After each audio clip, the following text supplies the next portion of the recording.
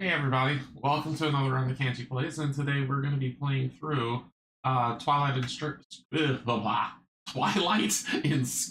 I can say it, Twilight Inscription by Fantasy Flight Games.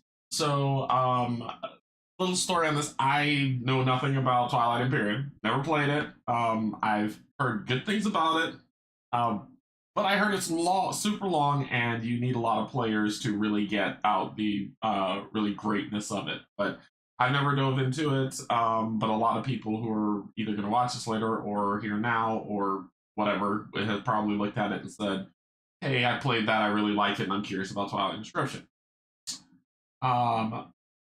This game came out as an exclusive for Gen Con this year, and they were only selling about 50 copies a day during Gen Con. So a lot of people were running, and that is not an over-exaggeration. They were running to get in line at Miniature Market to buy this game because Miniature Market was the one that was selling it. I do have to give a shout out to Stacy, who she got us a place in line so that I could pick this game up and give it a shot. So far, I've liked a lot of, and I don't want people to think like I bought this game just because oh, it's the hype and it's the new. No, I was curious about it because I do want to try Twilight Imperium. I heard it was a good thing, but I don't have. I mean, people were telling me that you will spend all day playing this game, like literally all day playing this game. I was like, I don't have that time. So when they announced Twilight Inscription, they said it was kind of like a watered down, condensed down version of it. Then I was like, okay, this is something I could give a shot. So I'll give it a try. And lucky Stacy was awesome enough to get us a place in line so that I could purchase this game, and then I got it. Now, full disclaimer, I've played this game once because this week has been insane for stuff coming in that I haven't had a chance to really sit with it. However, I'm going to do something a little bit different today. You know how we do our playthroughs?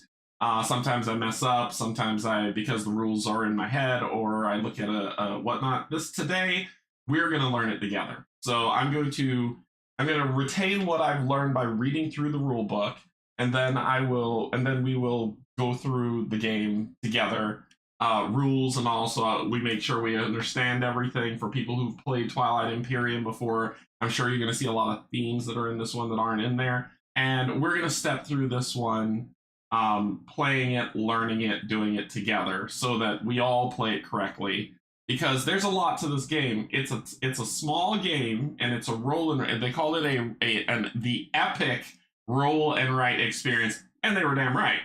It's a small game, but there is a lot going on in it, and if you don't follow those things properly, you're gonna find yourself like, huh?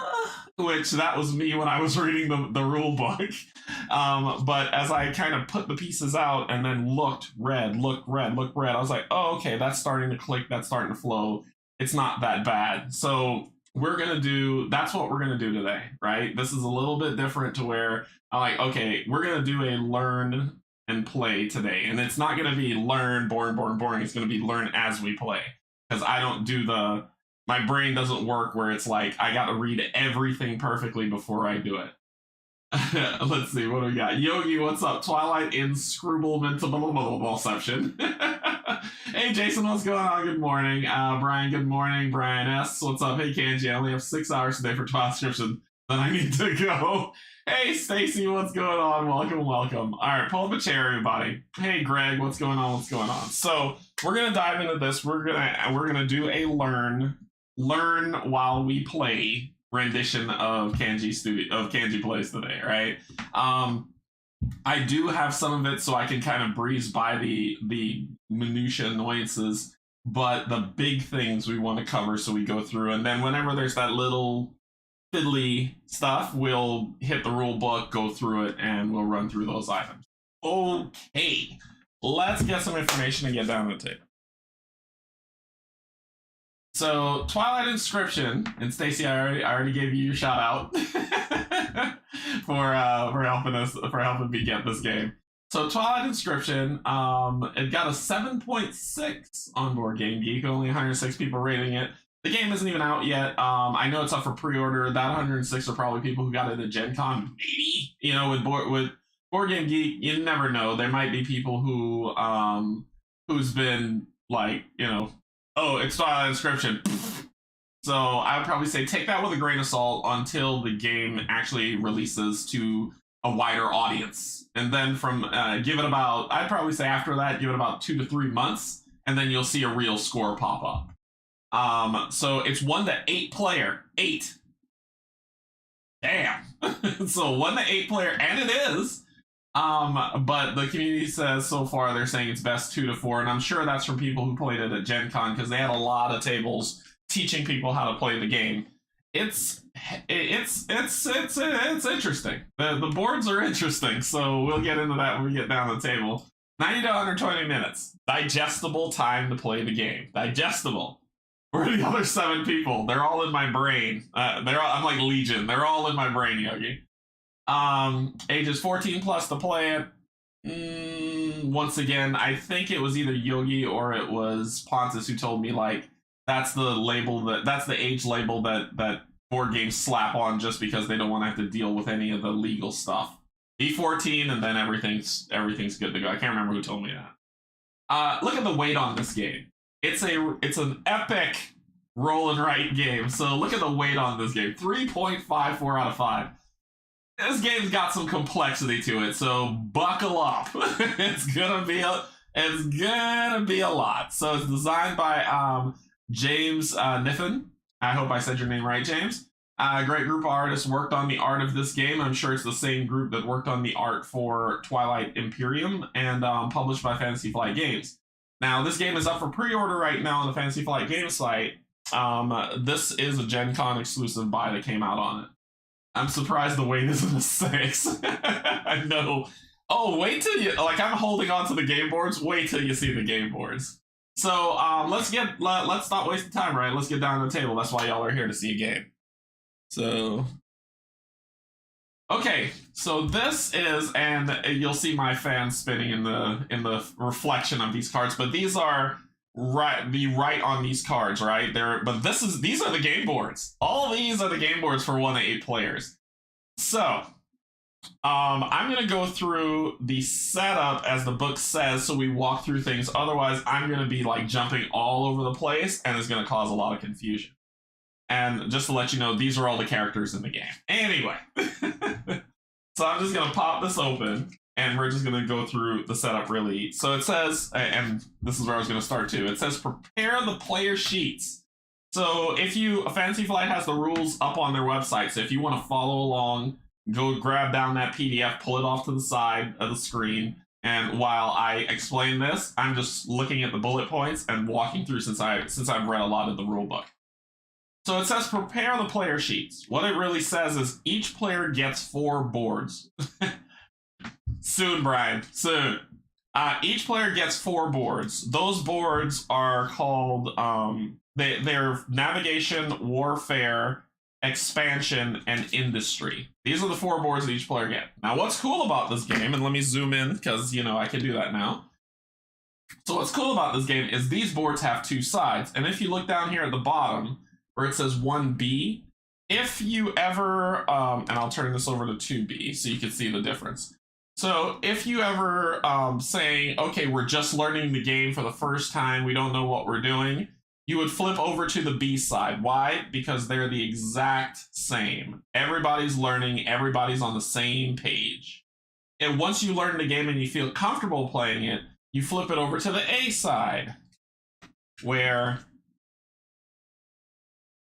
everybody's board is completely different.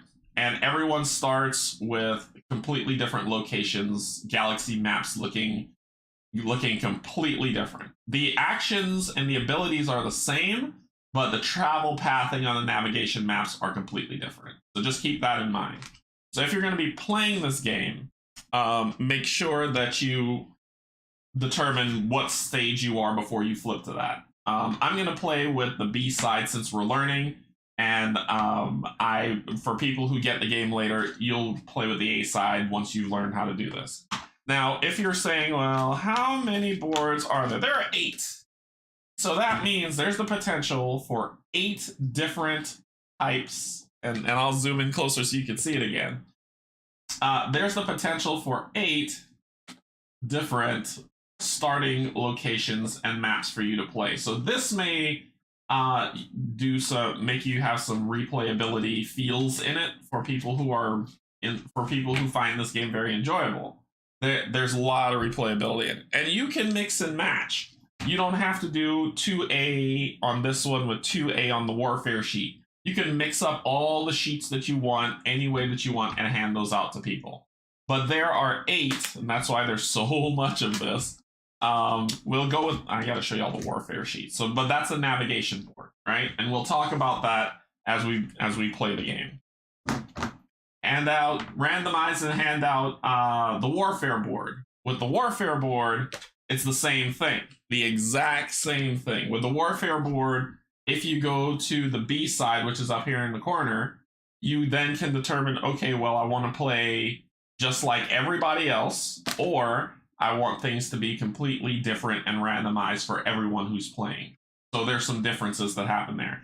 And you see all this crazy on here, I will explain it all. I will explain it all. This game isn't bad once you're like, okay, I know what that means. But until then, you're like, is this the crazed crayon scratchings of a mad person? Who made this? So that's that. There is the expansion board, which is here. And once again, the same thing. The A is in here. And there's a reason why they're located in these. They form quadrants.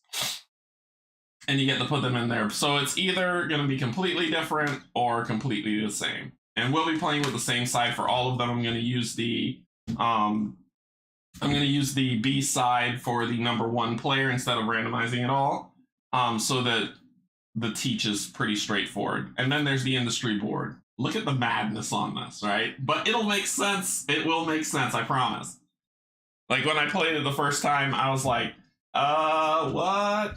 And one thing I want to kind of like rant about. I'm gonna rant. I am gonna rant before we dive into this. I'm gonna rant. Here's this lovely sheet. This sheet here that says, "Play as you learn." Now that seems to be me. I play as I learn as I play. So as I play a game and I'm reading the rule book, going back and forth, I learn the game. So, and I'm like, oh, this is made for me because this rule book is going to get crazy. This is garbage. And let me show you why this is garbage. Well, you should learn while you're playing. Okay, so it says player sheets. Grab some player sheets. Put it on the B side. Get these dice. Put these, then it says here on the event cards, take the following 4 event cards and return the rest of the box. Those 4. What are event cards? I'm learning as I play. I've never played this game before. What do they look like? Oh, look, they look like here in this picture. Cool. Why are they different colors? Oh, you'll figure it out. So then it has you put it in this order on the event deck. Okay, I'm going to go along with what you're saying. Flip it open. Step 1, turn over the first card. It says each player chooses an active sheet, which is the sheet players can mark this round. For the purpose of teaching, everyone chooses navigation.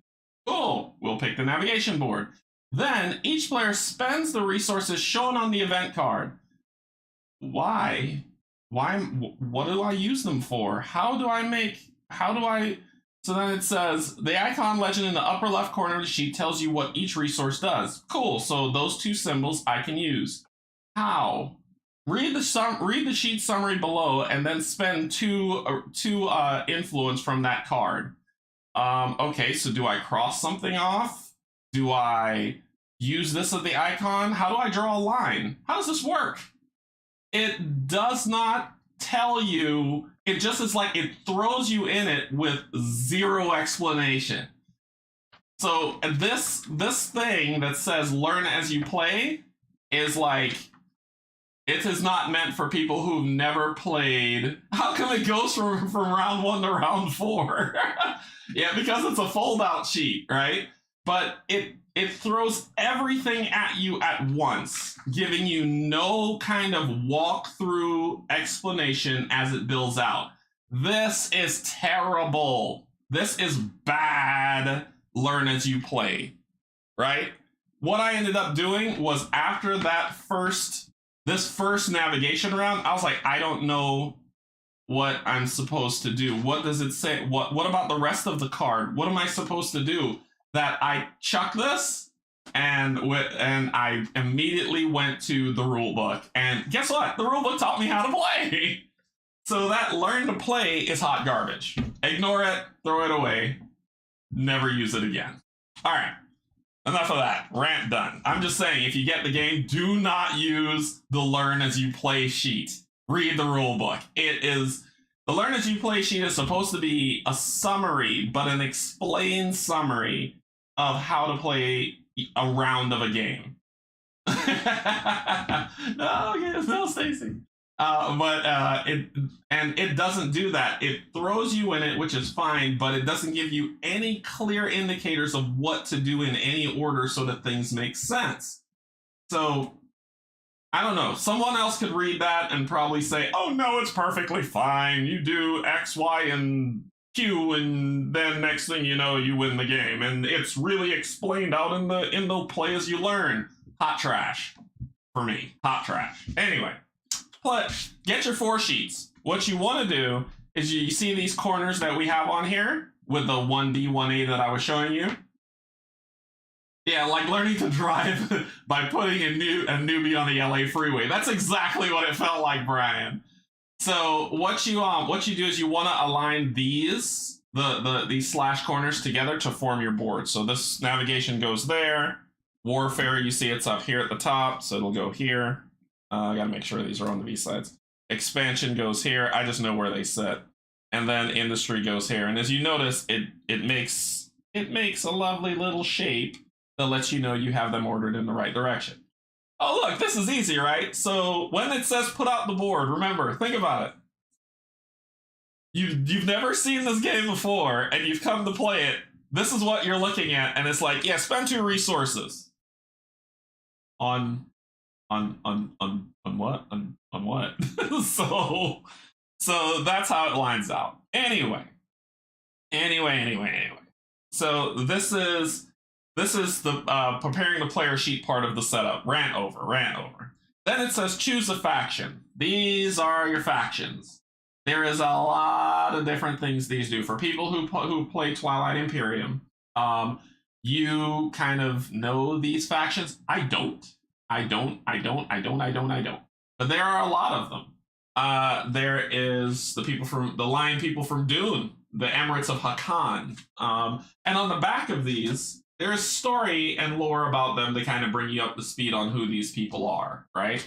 So there are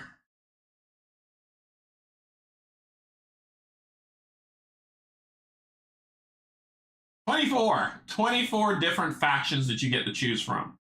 Which gives you like, okay, you've played the game one time, so you'll go ahead and play it again. And the artwork on these things are pretty darn cool. Like the Sardak Noir, they're praying mantis people who like war for some reason.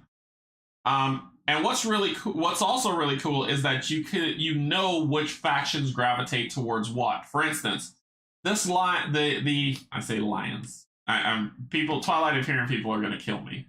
The Emirates of Hakan, if you notice, is in yellow, which means they're into industry. The Sardak Noir is in red, which means they're into warfare.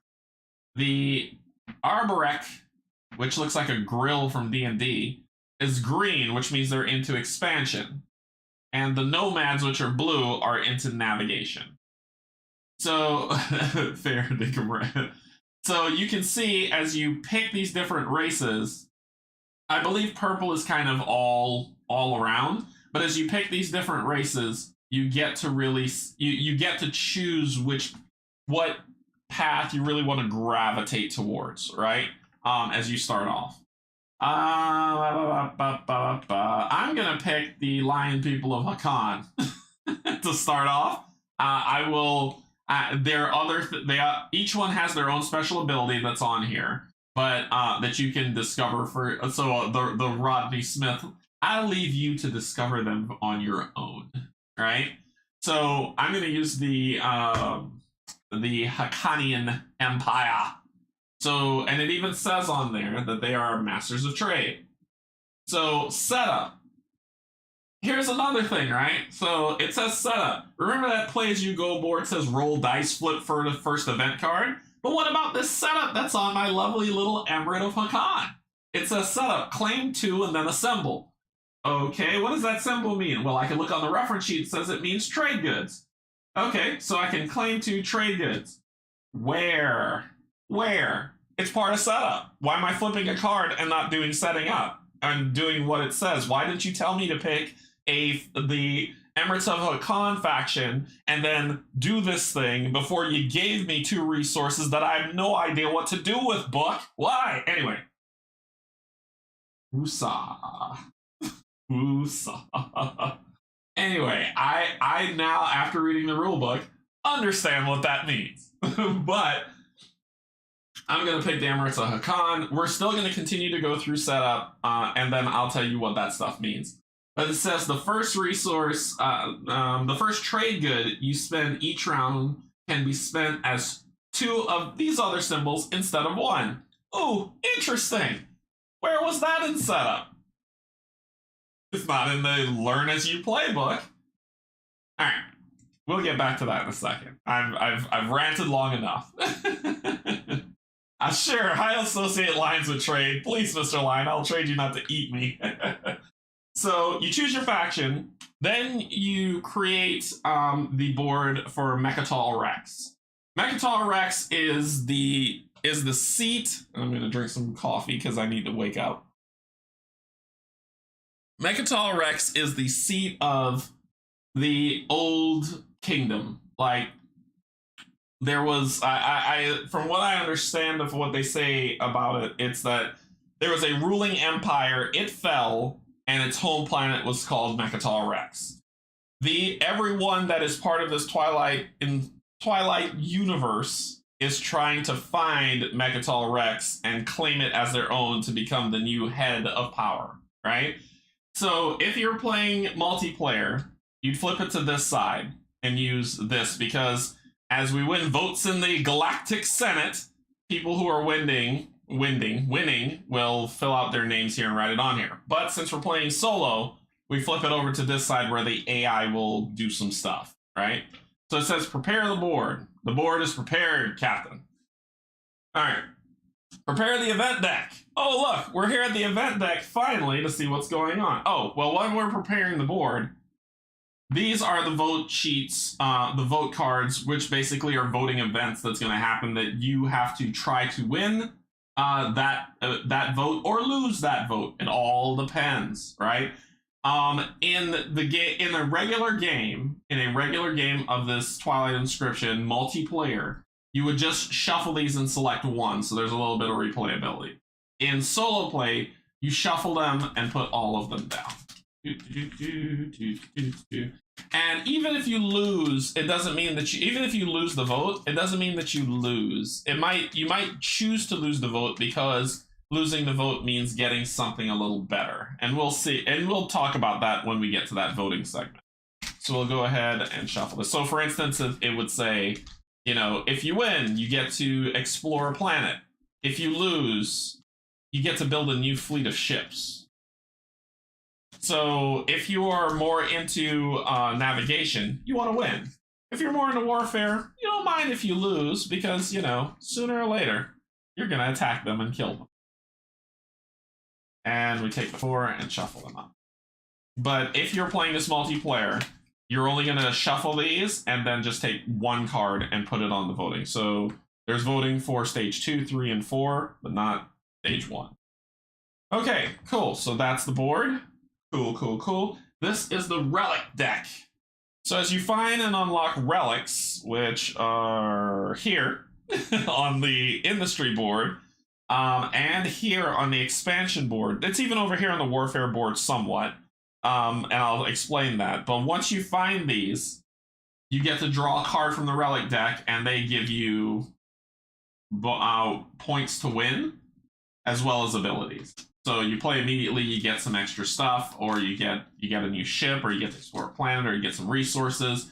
but they give you bonuses and they give you points towards winning the game. How do you win this game? You win this game by, and I'm jumping ahead, I know I need to get back to the book, but you win this game by getting the most victory points, right? Once you get the person with the highest victory points wins the game. And that's how you play. Okay, we prepare the event deck. So how you prepare the event deck, and I already started doing this, is that you take these two, one with the blue side, one with the black side, shuffle them up, and then you lay them all out in like with blue at the bottom, then you do black, then you do blue, then you do black. So blue is at the bottom, so that's deck 5. Grab deck 4. It's got a little bit more cards to it. Shuffle them up. Shuffle these up. And once again, it's the same. Blue, black, blue, black, blue, black. But those on top of 5. And you see a pattern forming here as you do this. The reason why is because events are happening on these blues, and it's kind of giving you a little bit of breathing room before menacing your life. So, blue, black. All right, you put those on top. Ooh, you put those on top of here. Then you do the same with the 2s. So it's kind of counting down, right? And that's how it plays into these events as well. Shuffle these up. Then it's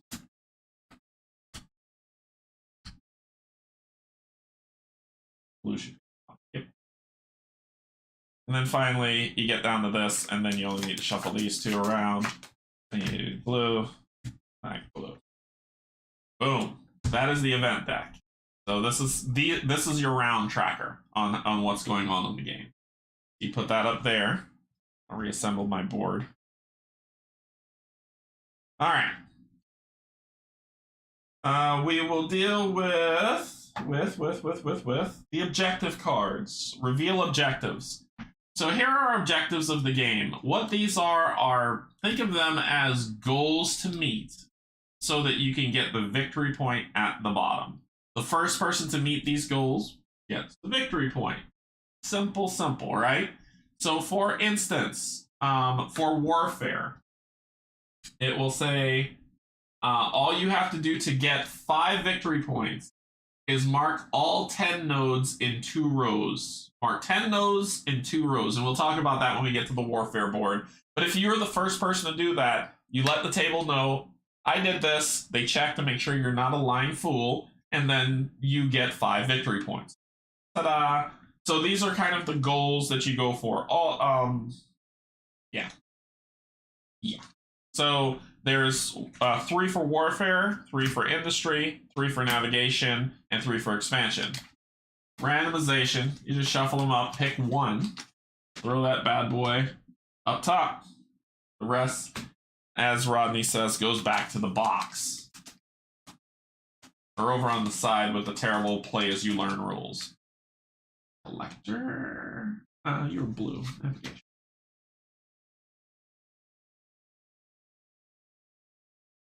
And I'll show you what they are as soon as I finish out getting rid of all this. Otherwise, we'll be here forever. Industry.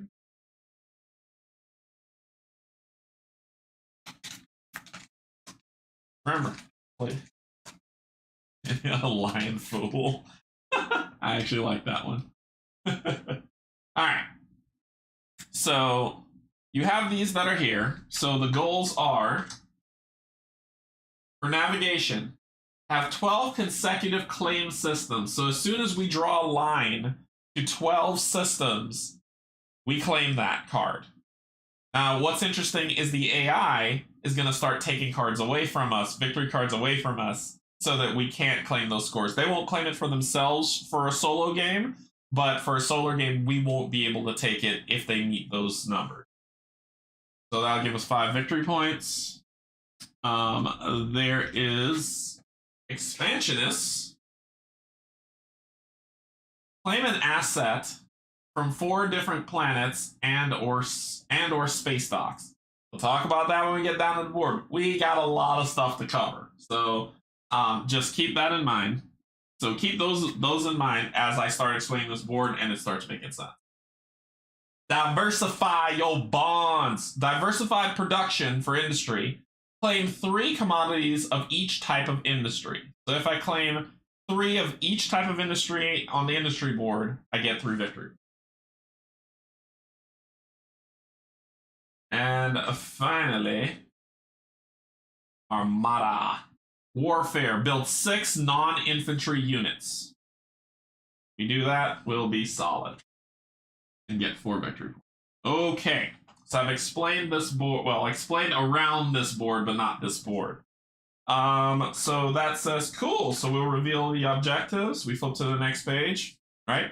Fundamentals of the player sheet. So let's talk about what these symbols mean. And yes, there are dice for me to roll, but these dice are resource dice. So there is, as you can see here, material. So there are material dice. I have one word for Canje: plastics. So there are material dice. These are the these are resources that you get to gather.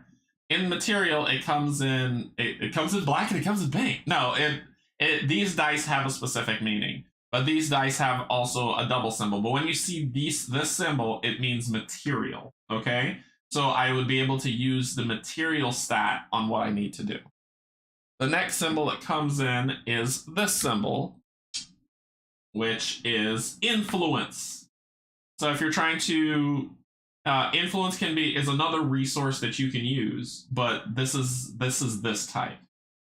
The final symbol around here somewhere is this one, which is called research. And so that's what the research symbols look like that you can use. I held up these different color dice because I'm going to roll them and they're going to mean something to me later, but to the AI now. And I'll explain that as we go through it. But the black dice are what's really going to drive what this is. All right. So each sheet uses resources in a different way, but they follow 2 principles. So each sheet uses resources in a different way, but they follow 2 principles. First principle: cross out a matching icon. So once you get your symbol, if you want to spend that resource, you cross it out and gain whatever benefit or buff, or move towards whenever there aren't any blanks on here, Stacy, or move towards any benefit or buff that you're looking for, right? The other is using the icon legend. So I got to go to the zoom for y'all people one more time, so stay with me. Up here in the top corner, right here, is the icon legend. That means that when you get that symbol, this is what you can use it for. So now the game's going to start getting really simple and simplified for you all to see how this stuff works. So basically, if I'm in this system, I can use a influence to claim one explored system, or I can use a research or material to explore an adjacent system. So if I choose to use the navigation board, then I would have to use a material or research to travel to another system before I can claim it, right? So that's how that works. Isn't this board getting a little bit simpler to understand right now? So material, research, move.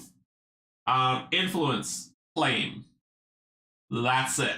That's it for this board. So it's convoluted, but it's not. There's special things that I could claim down here in the bottom, but I'll get to that in a second when I get to the specific board. Let's show this one. This one has the same thing up here in the top left. So if I use on this one, if I use material, I can scrap one unmarked space. And I'll explain what all this means. I can scrap one unmarked space. If I use influence and research, claim one unmarked space. If I use those other symbols, which I'll explain later as well, you get some extra stuff as well. So as you can see, the game gets kind of a resource management style game that you're playing. So it's going to start as you're going to be like, oh, okay, that makes sense. That was me when I was reading the rule book. It's like, oh, the learn to play could have told me this. I'm not bitter. All right, so playing the game, and I'll just read it straight from the book because they said the exact same thing I'll say. The game is played over a series of rounds. Each round, the speaker, in a solo game, I'm always the speaker, but in a multiplayer game, the speaker changes as the game goes around. The speaker reveals the top card of the event deck, reads it aloud, and players follow the instructions on the card simultaneously. This game doesn't go, okay, my turn, I do a thing, your turn, you do a thing, your turn, you do a thing. The game happens all at once. Everybody's playing the same. So I've heard a lot of people say things like, okay, this is a solitaire co-op game. It's a solitaire game until it isn't. And warfare dictates that it isn't, right? So it's a solitaire game until it isn't. So it says, reads it aloud and players follow the instructions on the card. Then the card is discarded near the deck and a new round begins. Play continues in this way until players resolve Stage 5 event, a throne for the taking, which ends the game. There are 4 types of event cards, which is strategy, war, council, and production. Strategy. You're doing something, moving about your board, right? And we'll talk about, and I'm just stepping through what these are. So strategy gives you some resources that you get to use. You select which part you're going to be dealing with because we are the Hakanian Empire. We're more into industry, so I may gravitate more towards this board, whereas the praying mantis people might do warfare. Yes, Twilight Imperium fans, I didn't play the game. I don't know anything about the story, so I apologize for butchering and saying stupid stuff. All right. So when we get to a strategy event, right, when we're dealing with strategy events, the speaker will flip the top card, then roll all of the dice, and then everyone spends the resource. It's not like, okay, well, I'm going to take this resource and you're screwed. Everyone gets the same amount and they get to spend it however they want on their boards. So during strategy events, player can also spend their claim assets to mark their active sheet, which I just said. The following restrictions do apply. Players cannot mark inactive sheets except to cross out a spent asset or instructed. What that means is when you're going to play the game, if we get a strategy event, the dice are rolled. People check out kind of looking and seeing what's on there, and then they say, okay, for this round, I'm going to focus on navigation. Hey, Azariel, what's going on? I'm going to focus on navigation. So they'll say, okay, then these other 3 boards are inactive. You cannot put anything on these. Your focus is navigation, and that's what you're going to play.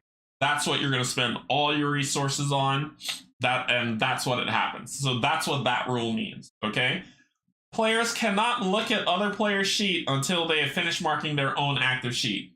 This is a way for you not to be a jerk and be like, oh yeah, what are you doing? Oh, you're working on warfare? Okay, I'm gonna work on warfare too to make sure that you don't attack me. That's what that means, right? So it's the play it fair mechanic. It's basically determine which region you're gonna deal with, which sector. If you're going navigation, do your navigation stuff, and when you're done, you're like, all right, I'm cool. So what did you decide to do? Oh, you built a fleet of warships. Sweet. I'm going to die. So that's how that plays out. Okay, so those are the restrictions when you're playing the game. So when you flip a strategy event, you're spending resources to do something. You're strategizing. Strategery. All right. There is when there is warfare, council, and production, the same rules apply. But that's strategy event cards. The next event type is actually no, those are all event types. Okay, so let's talk about the board. Let's talk about the boards. Nothing is going on. I'll just nose in all. What? I'm just nosing all Exploit rulebooks. So yeah, I just got mine too. I'm happy about it. So the different boards, and this is where we're going to break down what these things are. I've already told you what this one does primarily, but I'll go over it again for people who are like, oh, I didn't catch that. Can you run through that one more time? So this is the navigation board. The navigation board, once again, has planets that that you can explore, which are these symbols here, these lovely little planet circles that are all over. They have the location of Mechatol Rex, where you knew that it is. So if you get there, that's pretty cool because it gives you some interesting buffs and stuff to your character. There are what do you call these things? See, that's what throws me. This is why I have the book. There are resources that you can claim. So if you claim this resource, you can store it, you can use it someplace else. This is why the rule of if you claim a resource, you could do something with it. Well, I can come over here and do something with it when I have the time. Should I choose to do industry at that time? So let's say I come over here and I claim this resource, right? Then the next round I'm going to do industry. Well, I could claim those resources. I can use those resources down here. That's what that means. Okay. So there is also wormholes, which on this map are here. So wormholes basically are jump points. So once you discover a wormhole or you draw a path to it, you immediately can jump to any one other location that you want to kind of help build out your board a little bit more.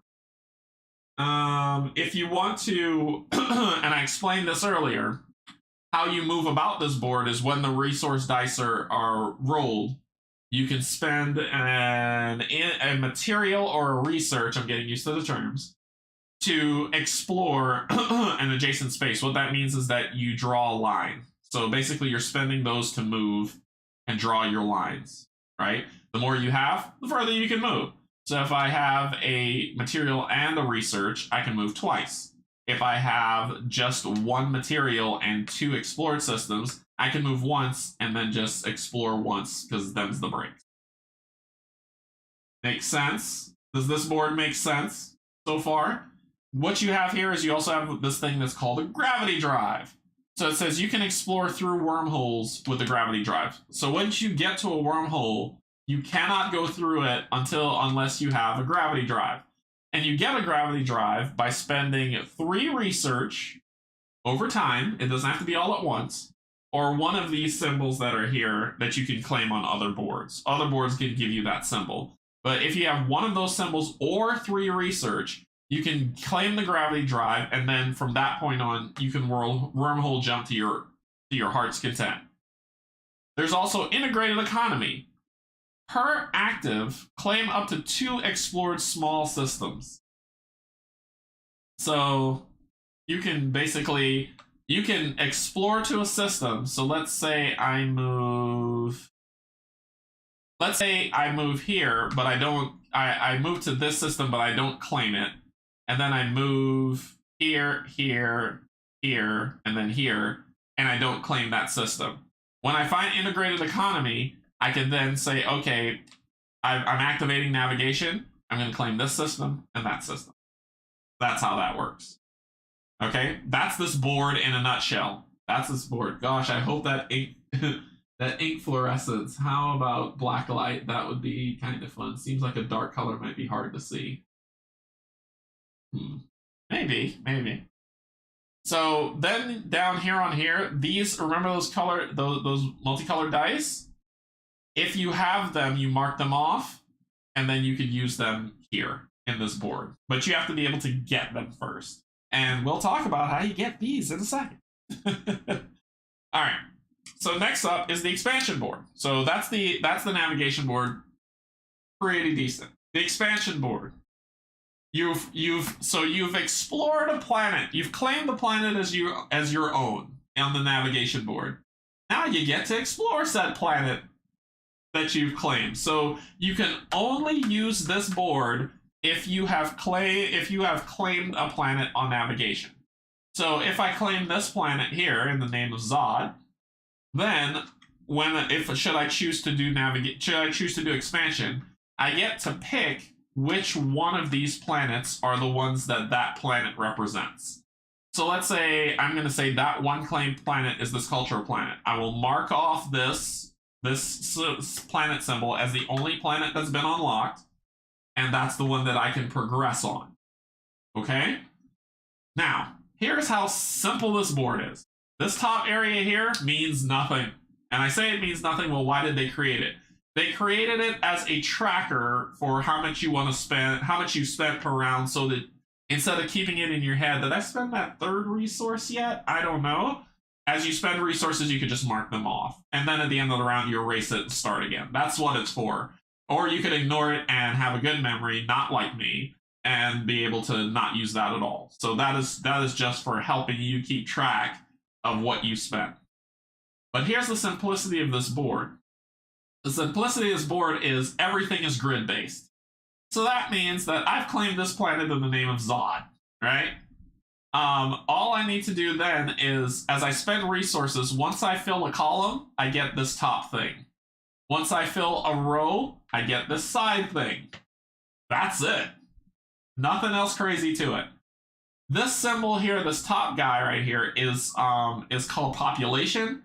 So every population you gain, you circle a victory point that you get as you gain more and more population. So as I gain one population, I get one. As I gain this other population, I get the next highest, and I keep going up and up and up and up and up and up and up. But that is what this board is. That's the bulk of this board. Not hard at all. You can, if you instead of claiming a planet, you can instead spend that planet, or spend five material to unlock the green die. And these are the space docks. So this is kind of like thematically you're building up resources in your building. So from now on, whenever the green die is rolled, you claim those resources on it as well. And you can spend a planet or 4 influence to claim the red die, and a planet or 3 resource to claim the blue die. That is how you unlock those dice. And once you unlock them, they're unlocked forever, and you can use them however you want. Here you have self-assembly routines. So per activation of this industry, or this card that you're going to use, cross out 1 unclaimed asset on an unlocked planet to cross out 2 resource icons. So basically saying you can never gain this resource, which means you'll never gain this column or this row, but you will cross out 2 resources. 2 resources here, right? I'll read that to make sure I say it properly, but I believe it's cross out 1 unclaimed asset on an unlocked planet to cross out 2 resource icons there. So you claim those by losing by losing that. That makes sense. That makes sense. Sorry, I had my brain scrambled for a second. So you 1 unclaimed asset, boom, boom, boom, boom, boom, boom, to claim 2 resources. So I can claim, let's say I don't want to get this people one. I don't want to get this blue one, but I do want this one. So I can say, okay, I'm going to cross this out. I'll never be able to get it. And then I say I will get this and that instead. That's how it works. Neural motivator. Per active, on each unlocked planet, cross out 1 material or influence in a row or column that has a people asset. So it's moving you closer and closer towards getting this stuff. But you have to unlock it. You need to spend 3 research, or whatever this symbol is, the mouse, or 3 research and this to claim these. But this board is stupid simple. So far I've explained 2 boards. They aren't complex at all. Let's go to industry. I'm going to save industry for last, because industry is the most complex board in my head. The warfare board. This is your fleet. Hey Fred, what's going on? So this is your fleet. This is what you're going to go through to build up when you fight. You are going to fight in this game. Don't think that you can avoid it. Don't try to not think to will it not to happen. This is Twilight. This is the Twilight universe, and y'all are going to get into some conflict. Welcome to Tetris. And that's what this is. So it looks confusing, but let's break it down so it's not. You've got things that you can build on your Tetris board. You've got a dot, which is considered infantry. This is infinite. You can spend any one of these resources to put a dot on there. And I'll tell you how the dots lay, because you can't put them here, here, or here, or here if you want. There's a specific layout pattern. So, but let me go down this end, and then I'll go down this end to make sure you understand. So you can make as many infantry as you want, which is just considered one dot. You can make as many PDS, or point defense systems, because I read the Expanse series and know what PDS stands for, by spending 2 influence to build 1. You can only build 4 of these, and then you're done. So 2 PDS, 2, you got a PDS, 2, you got a PDS, and then for the 4th one, you have to spend this symbol to build a PDS. Once you've done all 4, you can't build no more. You're done, son. You're done. But you get to draw that symbol when you do it. You can build some cruisers. You can build 4 cruisers. You get to draw this symbol. All right. So cool. And once you spend this, you claim a victory point and you get your cruiser. Okay, that's what that means. Once you spend that symbol, you claim your victory point and you get a cruiser. These 2, the Dreadnoughts and the War Suns, you cannot build at the beginning of the game. You need to spend that symbol and that symbol. Oh, where did we see those before? But you need to spend those symbols to unlock these ship build technologies. So once I spend this weird mouse looking symbol, I unlock the Dreadnoughts, and then from that point on, I need to spend the requisite resources to build Dreadnoughts. I need to spend this symbol to unlock the War Sun, and then I can only have 2 War Suns by spending these symbols, and then I could draw it. And like I said, you don't have to do it all at once. You could do it over time, right? Okay, so that's how you build your fleet. This is how you deploy your fleet. So what you're going to do on this board, you see this line that's at the bottom? You have to start building your fleet at that line. So if you build an infantry, you build above that, just 1 above that line. If you build a PDS, you build your PDS above that line. The trick to this game is that those symbols that you build, they have to be above that line, but only 1 dot needs to touch above that, needs to touch the next line. So for instance, and I'm going to draw this so you can see what I mean, because I could talk all day and you're like, what the hell are you talking about, Willis? All right, so for instance, if I build a PDS, I have to build where 1 dot is touching this line, right? So I could either do this to build my PDS, right?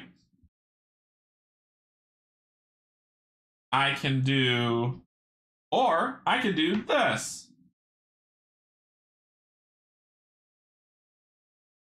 to build that line and claim that victory point as my own. As long as 1 dot touches that line, that's all that matters. And that is important. That is very important, and I need to shake this up. That is very important because if you want to ascend in these lines, you can only build as high, like you can only build as high as your highest line that's adjacent. So for instance, if I had that one that was here, so I'll draw my first example again. Boop, boop, boop, boop. So if I draw that, if I build a cruiser, right? My cruiser doesn't go above, it has to go adjacent. So it will go boop, boop, boop, boop. So it has to be, your dot has to be adjacent to the highest dot that you have, or adjacent to any dot that you have. So I can't say, okay, I'm going to build a cruiser, so I'm going to build it up here. You can't. Or I'm going to build I build my PDS here, I'm going to build my cruiser up here. You can't. They have to be adjacent and somehow in some way connected to that bottom line. So it's a tactic system to do that. All right. When warfare is declared, and warfare will be declared because the events dictate that it be so, this is where these 2 things come in, right? I'm hoping you're still able to see all this. Let me move all this stuff out of the way so it's not confusing. All right, I'll put these back later. So when you fight, these are where these side things are gonna come into effect. So this is an interesting part of the game that they put into play. You are going to attack you're gonna attack and be attacked by the person on your left and the person on your right. So if you're playing 2-player, this is cut off, I believe. I think this is cut off. I can't remember. I'll have to look that up. But this is the person that's being attacked. If you are playing 4-player, then you're getting attacked from both sides. Both people are attacking you. So now comes the strategy of, okay, I know a warfare event's gonna happen. I think maybe it's gonna happen, and that's where the event deck kind of plays itself to help you know what's coming, maybe. That I can build my fleet so that at least I have one more or one less than the person on my left or person on my right. So let's say I choose not to build any fleet on my left, but I built one PDC on my right. The player on my left built an infantry that was there. Okay, cool. Yeah, I have not, Fred. I have not at all. So, so the person on, so I've chosen to build a PDC here and not here. Well, this thing is separated into a nice little grid, right? So what you do is you draw a line, the line above the highest thing that you have built, and that's going to be your next build line for next round. But you get here, and let's continue with the track. So first you'll say, okay, well, this is all I built, so this will be my line that will be my line for the next round of combat. All right, cool. So that is that's my baseline, like you saw here. That's the new baseline. Cool. Well, the person on the left has just got one infantry. So I have none over in this quadrant. So he wins.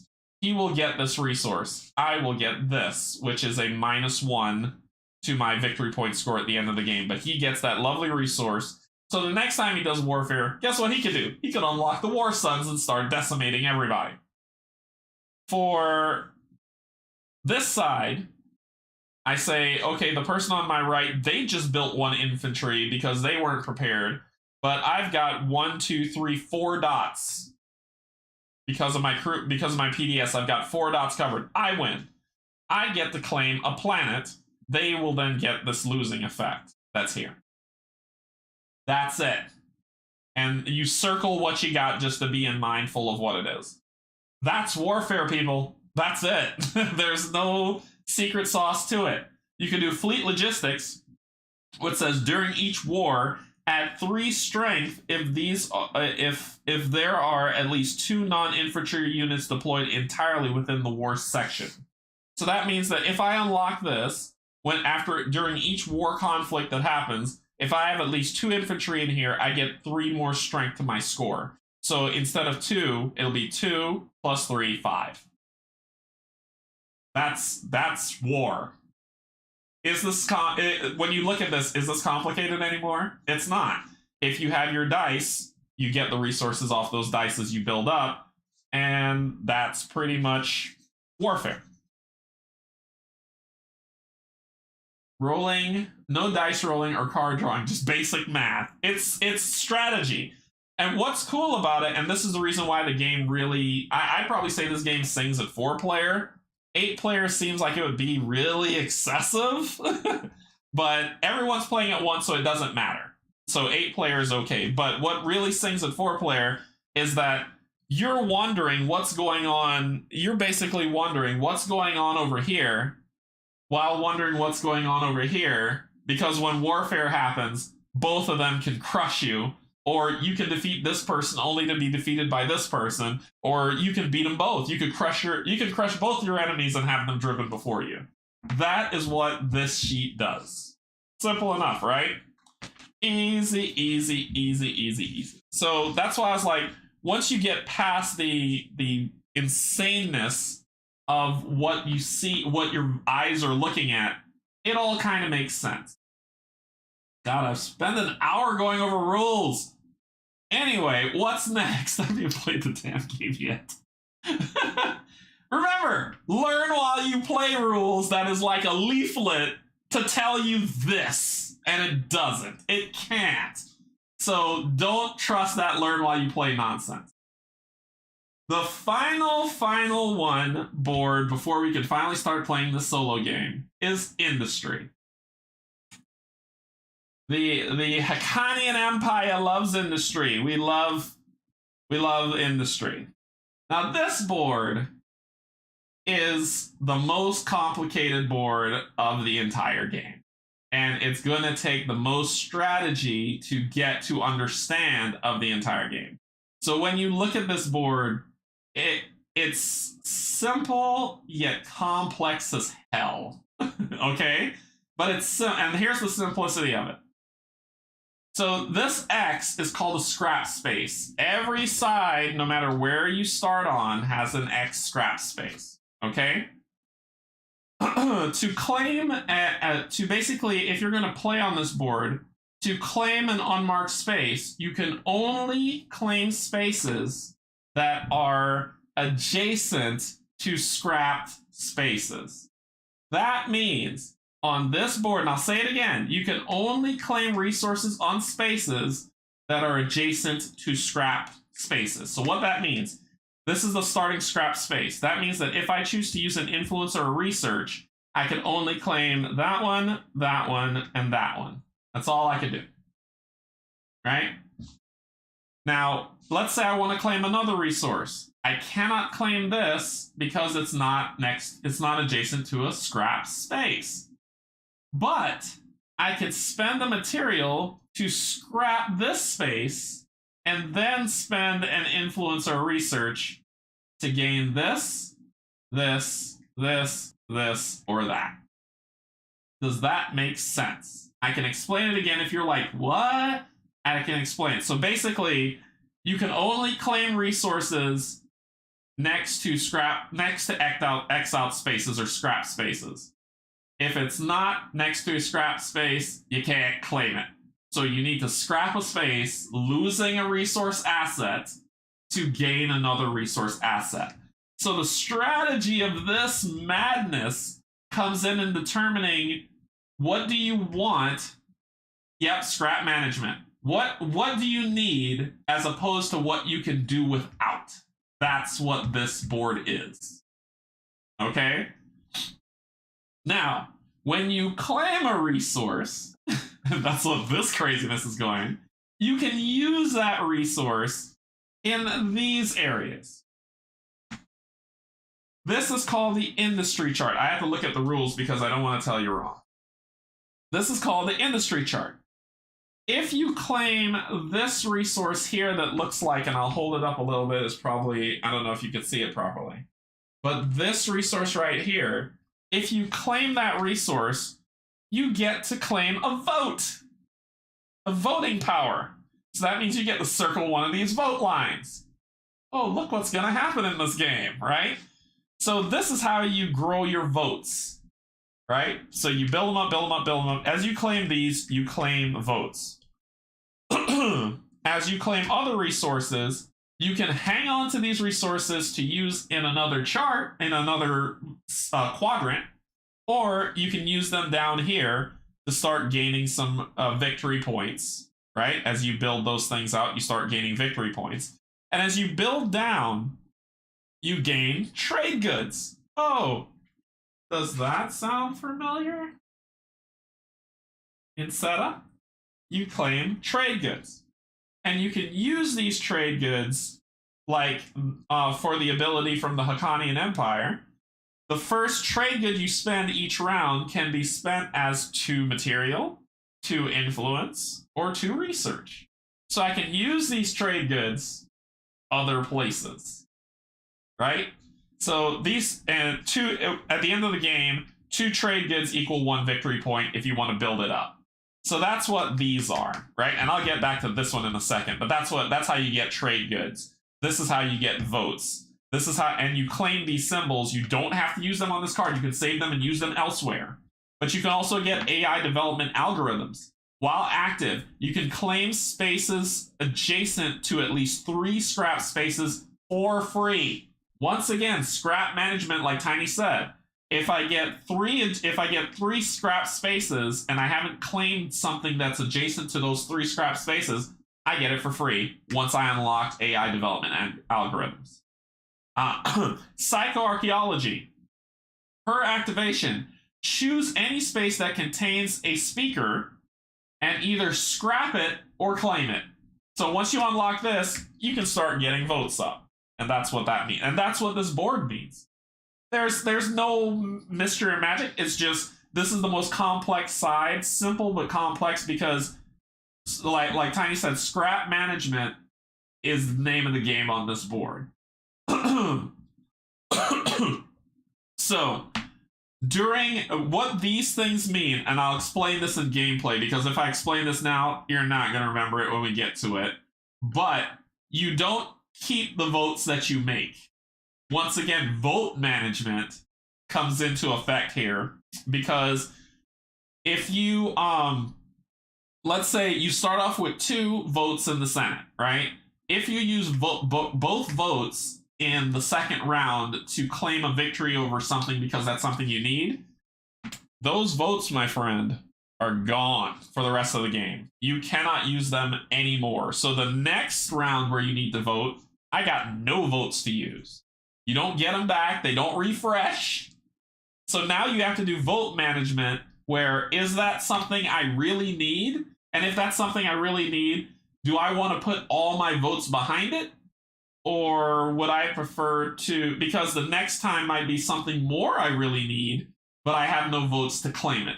So there's vote management that happens here too. Okay. I need a drink of water.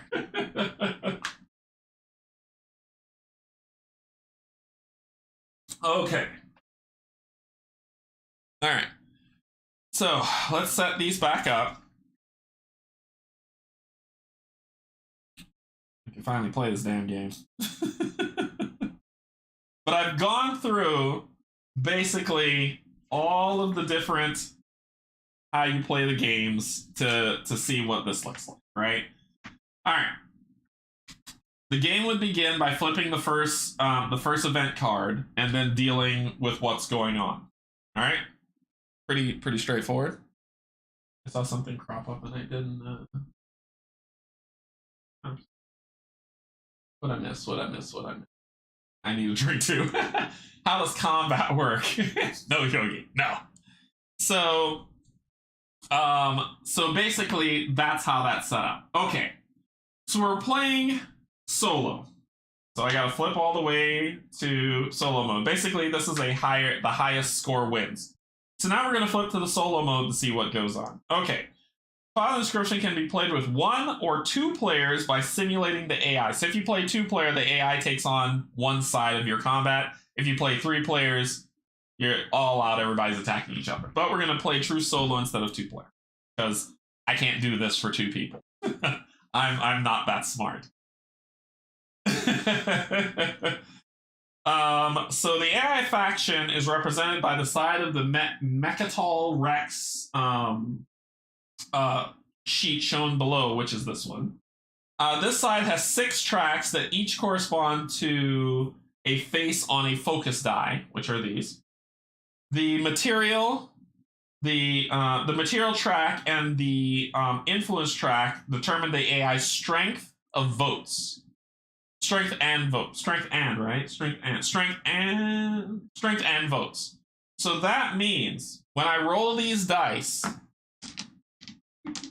I think it's these ones. It's these ones. When I roll these dice, otherwise he would annihilate me quickly. The other 4 tracks are goal tracks. Yeah. All right. So I can explain this a little bit. I will roll all dice at the beginning of this game, right? When I roll these dice, if I get a material symbol, he will gain an extra vote in the Galactic Senate. If I roll a material vote, he will gain strength in his system. If I roll an influence vote, he will gain a vote in the Galactic Senate, so he'll be able to vote more against me. If I roll so that's what that means. The rest are goal tracks. So that means that if I roll a double material, he will mark off one of these goals.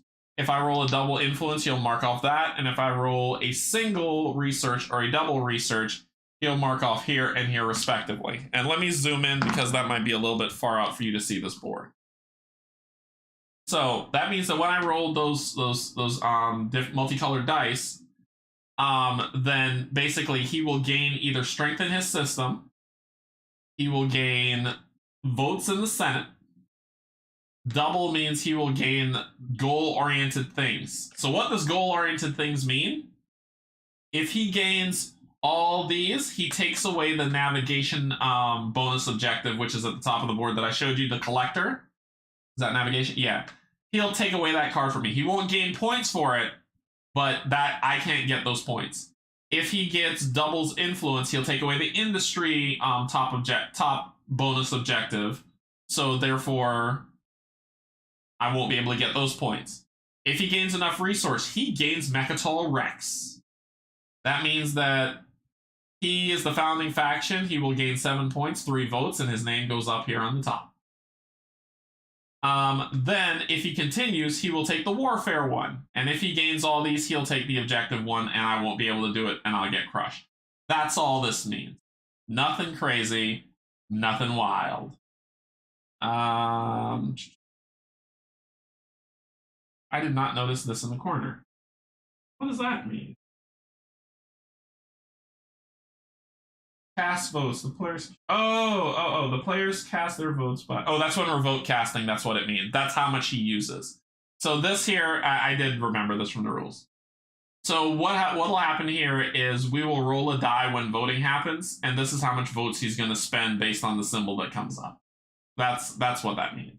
So he's not going to spend all his votes, and then I'm going to decimate him later. The AI is going to be kind of prescriptive about how it does it based on my dice rolls. Okay, does that make sense for rules explanation of an hour of how to play this game? Game's played over a series of rounds until you hit the bottom of the deck and then the game's over. Okay,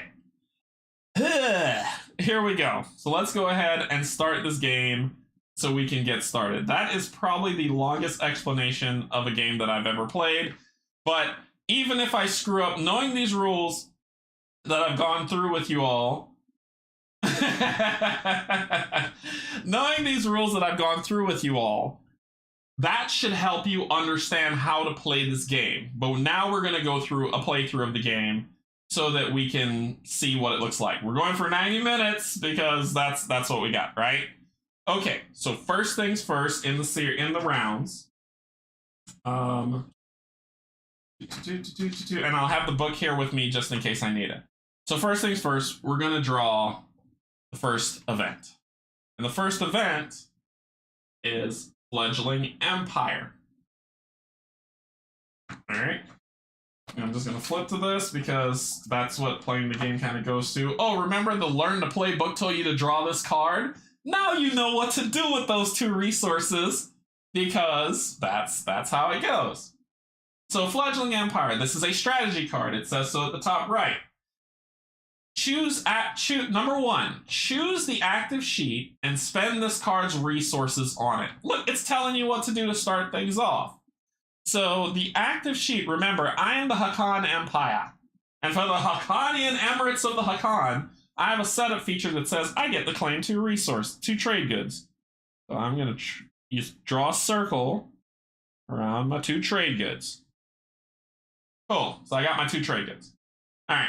That's my setup. So let's go back to Fledgling Empire. Choose the active sheet. Choose active sheet and spend this card's resources, which is 2 influence. Well, I'm more in the industry, so I got to determine which sheet I'm going to go with first. I can't use expansion because I haven't discovered a planet yet. I can use the navigation board to claim 2 planets if I want, or a planet and 2 victory points, or a planet and a resource.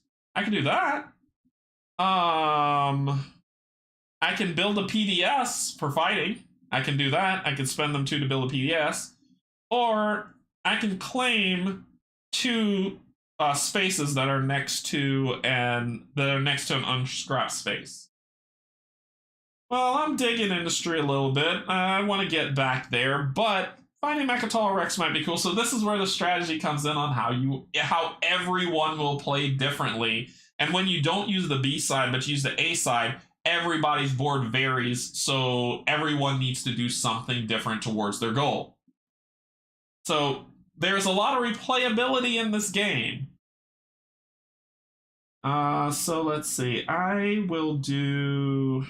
I tell you what. I tell you what I'm going to do. I'm going to go navigation. That is the active sheet that I'm going to use. So with navigation, I shake these up because it tells you to shake it up for like 5 minutes before you play. So let's see. So I get to use those two influence resources. Well, influence on this says claim one explored system. I'm going to claim, because, you know, we like industry. I'm marking myself with this marker. I'm going to claim this planet. And for the second resource, I'm actually going to claim this resource. So I have that resource in my bank. So that is the two that I grab. And let me know if y'all can see that clearly. I know it's zoomed up further than usual. I can zoom in a little bit closer if you like, but just let me know if it's hard to see. Okay? So I claim those two resources. Solid. Then it says, speaker rolls the dice. Okay. And these dice are massive. I love these dice. I will never yell at Fantasy Flight Games for quality of material, because they do deliver the quality of material. I love these dice. Anyway, we roll these dice. All right, so let's talk about first the AI and what they get. Well, the AI is going to gain some strength in their system, so cross off that because of this. They're going to gain the goal towards finding Mechatol Rex, because that's what they want to do. And then they've got 2, so they're going to gain that as well. Okay. I have not unlocked any of those dice, so therefore these are all I got to mess with, and you probably can't see that because my big old biscuit head's right there. So I got 2 material and 1 influence. And remember, I'm on this board. I'm on this sheet. So then we spend dice resources on the active sheet that we picked. So, So I can start spreading my wings a little bit, and I can claim 1 location. I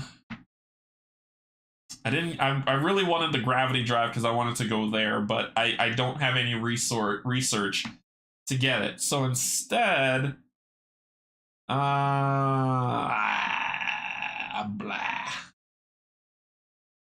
Let's go for this +1 on planet power here, right? I don't know. I'm just arbitrarily going. As you play the game and get familiar with it, your strategy will become stronger and you will decimate me at this game. So I'm going to explore an adjacent system. So I'm going to draw a line from here to here. And I believe on those dotted lines, if I'm not mistaken, when it is the line dots make these are hyperlanes, but there is something in the there it is.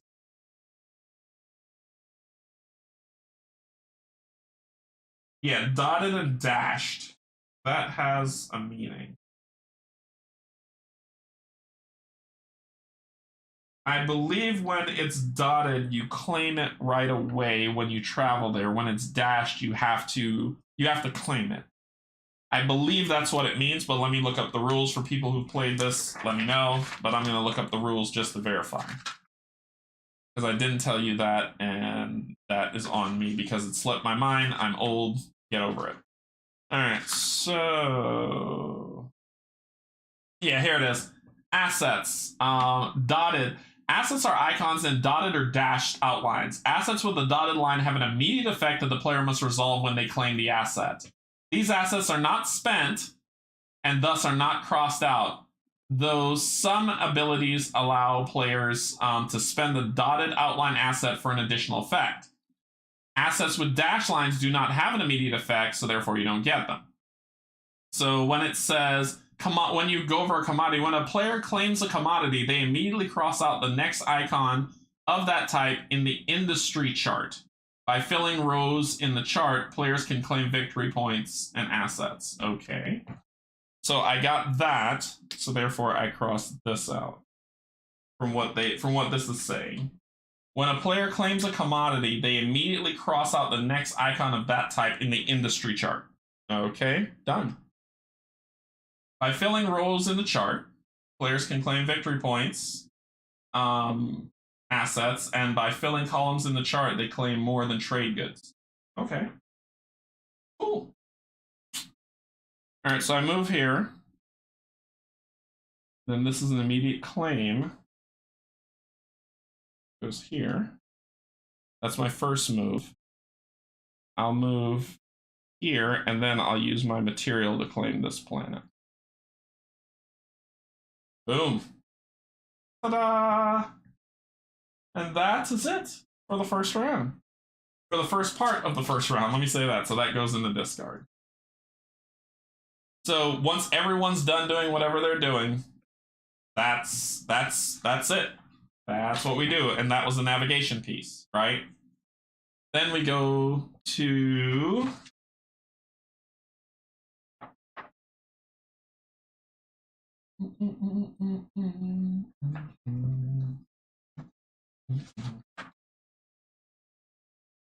sorry, I'm just double checking my book here.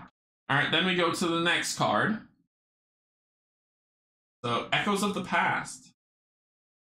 Once again, it's telling you, choose an active sheet and spend this card's resources. All right, well, we know he's trying to work his way to claim stuff, and a vote may be coming up, or warfare may be coming up. I'm going to go towards warfare, and I'm going to spend those 3 assets. I'm going to build some infantry. In the solo player game, he's attacking you, I think, from both sides, but I'll run through that once we get there. So I'm going to spend 1 here for infantry, 1 here to claim this victory point, and then I'm going to put 1 here on that side. Cool. Speaker, roll the dice. Roll them dice. So what does he get first? He's going to get another planetary strength. Oh gosh, he's going to find Mechatol Rex. And he actually gets an extra vote in the Senate. And I've got 3 material. Cool, well, remember, I was on the warfare sheet. 3 material gives me a cruiser. I like cruisers, so I'm going to build me a cruiser. So I'm going to build me my first cruiser. You have to mark it off. 1, 2, 3. I gain a victory point for building my first cruiser. And I'm going to have my cruiser, remember, it has to be adjacent. That was dumb for me to put that there. I want to line both. But let's do this. I'm going to do, how much is this? 3 lines? I can't put it there either. My strategy was hot garbage. I'll put it here. 1, 2, 3 to get that one. That's my cruiser. That's it. This does not sound crazy, does it? At all. That's another strategy that happened. That is pretty much that. Then we go to the next round. Hey, look how fast this is going. First Ventures. Choose an active sheet and spend the resources on it. Okay. Well, my exploration is looking pretty decent. So is that. This time, I'm going to go for expansion. I'm going to use the expansion sheet. I'm going to spend 3 resources on it. Well, I've discovered 2 planets.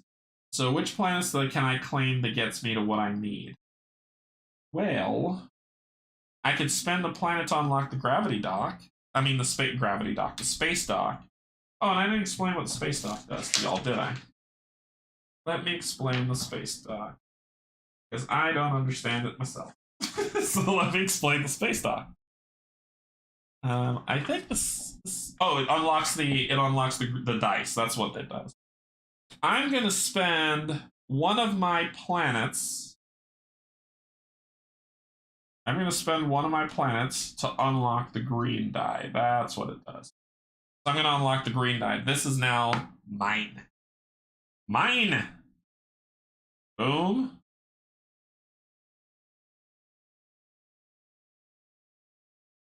The green die is now mine. Okay? So, and then I have 3 material. So I'm going to spend my other planet. I'm going to spend my other planet to claim this industrial planet that's here. And I'm going to spend those 3 material on 1, 2, 3. Ta-da! So this planet is my space dock. And I'll cross this off. And this planet is my industry planet that I just found. Cool. Roll the dice. Well, now remember, I've unlocked the green die. So, yay.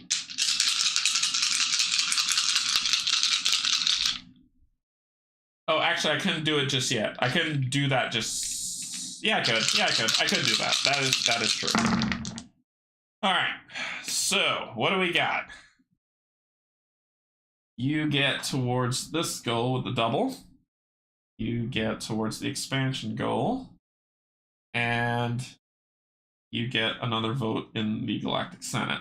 But this is my dice, so we're going to put that there. All right, so now we get to spend our dice resources to see what we're going to do. And remember, we're on this planet. That's just what I needed. Do that, and I immediately claim this, which gives me a population. So that's used.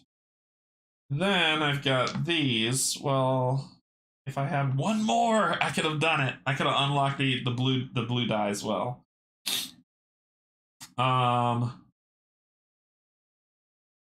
think I'm gonna spend these 2 to cross off this and this. And then these 2 I gotta spend. I need some votes in the Senate. So I'm going to cross off. And remember, it's only on the planet that you discovered. I'm going to cross off this and this.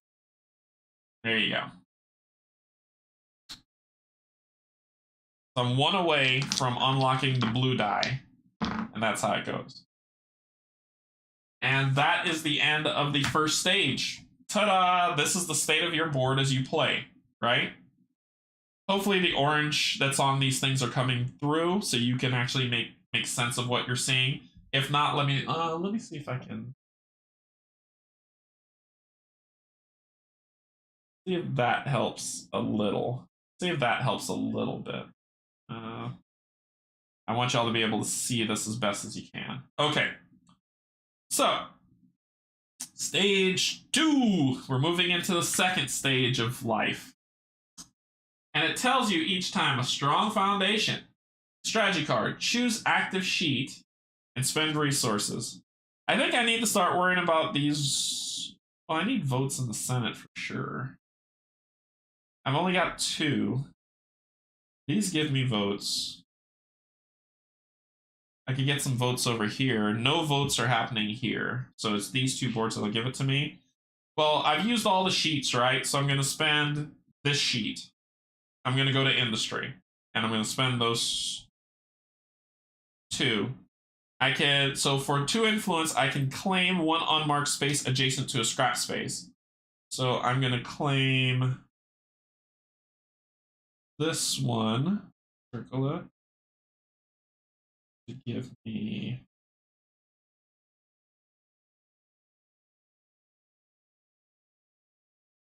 this. I want to make sure I'm doing this right. This is where it will roast me. The sheet also contains a chart that reflects a number of counselors and commodities that the players claim. Counselors allow the player to claim votes, blah, blah, blah, blah, blah. Commodities allow the player to claim trade goods during productions. There are 3 types of commodities, which are the 3s that you see, the triangles, the squares, and the circles. When a player claims a commodity, regardless of which sheet it was claimed on, they immediately cross out the leftmost unmarked icon of that type.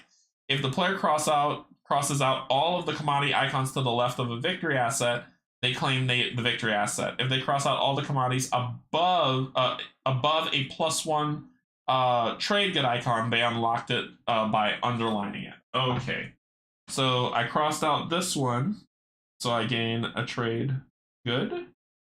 And then I have one more to claim. We're gonna go here, and I'm gonna cross this out. But I need to get a square to be able to gain that trade commodity, and that's what that means. Okay, so cool. But we're playing it right. We're playing the rules right as it should be. Then we roll the dice. Well, remember, the green die is still mine. Okay, so let's cross off what you get. So you get this. You get another vote in the Senate, which is not good. And then you get closer and closer to Mechatol Rex. Okay, this is what I get. So, do I have... Okay, I have a material. So I'm using this board. I have a material that I can scrap a space. So I'm going to scrap this space here. And if you're asking, do you have to scrap an adjacent space to a marked space? Yes. It says scrap one unmarked space adjacent to a marked space. So I'm going to spend that to do that, so we'll keep track of that.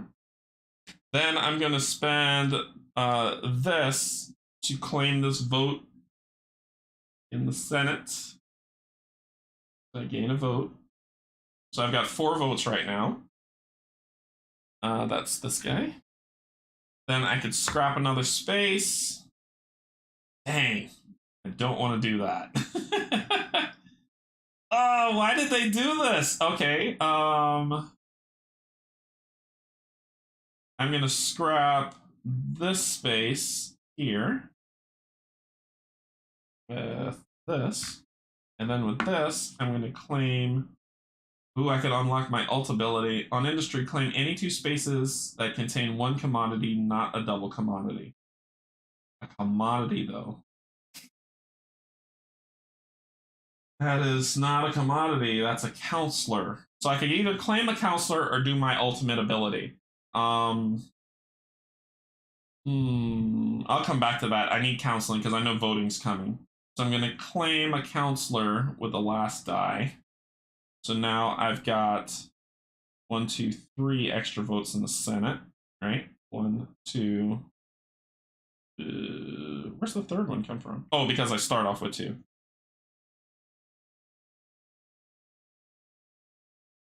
Yeah, it starts off. Okay. Okay, I'm not crazy.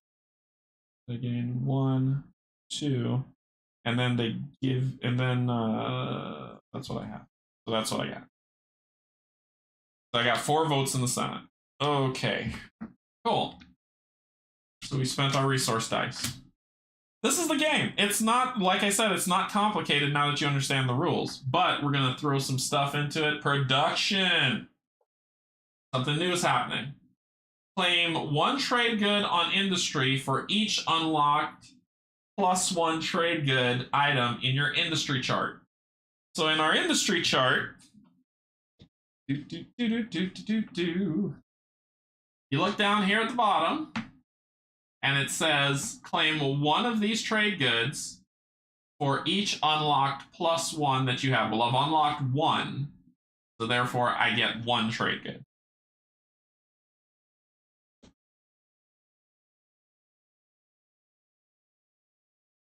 So you see the game kind of changing a little bit. It's not just roll dice, rinse, repeat. Now there's stuff happening within these cards that help build up things. All right, what's next? Well, we're back to stratagem. Choose an active sheet and spend those cards' resources. What is it? It's a... Ooh, I could gain that on my industry planet. I'm going back... Which will allow me to unlock the dreadnoughts. I can unlock the dreadnoughts. I can Or I can unlock something else like the AI algorithm. Let's do that. I'm going to go expansion for this round. I'm going to go expansion for this round.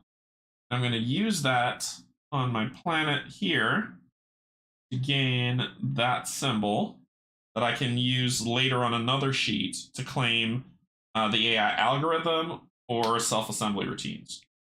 All right, then it says speaker rolls the dice. Yes, it's green. That's why it's showing like that. I am so sorry. So let's claim what you got. Your planet strength is getting stupid. You are so close to Mechatol Rex. I get to keep that. And then your influence in the Senate's getting stronger. Okay, let me move this out so it doesn't hurt your eyes. And let's talk about what I'm spending. I'm up here. So I've got the material that I needed to gain another vote in the Senate. Another counselor.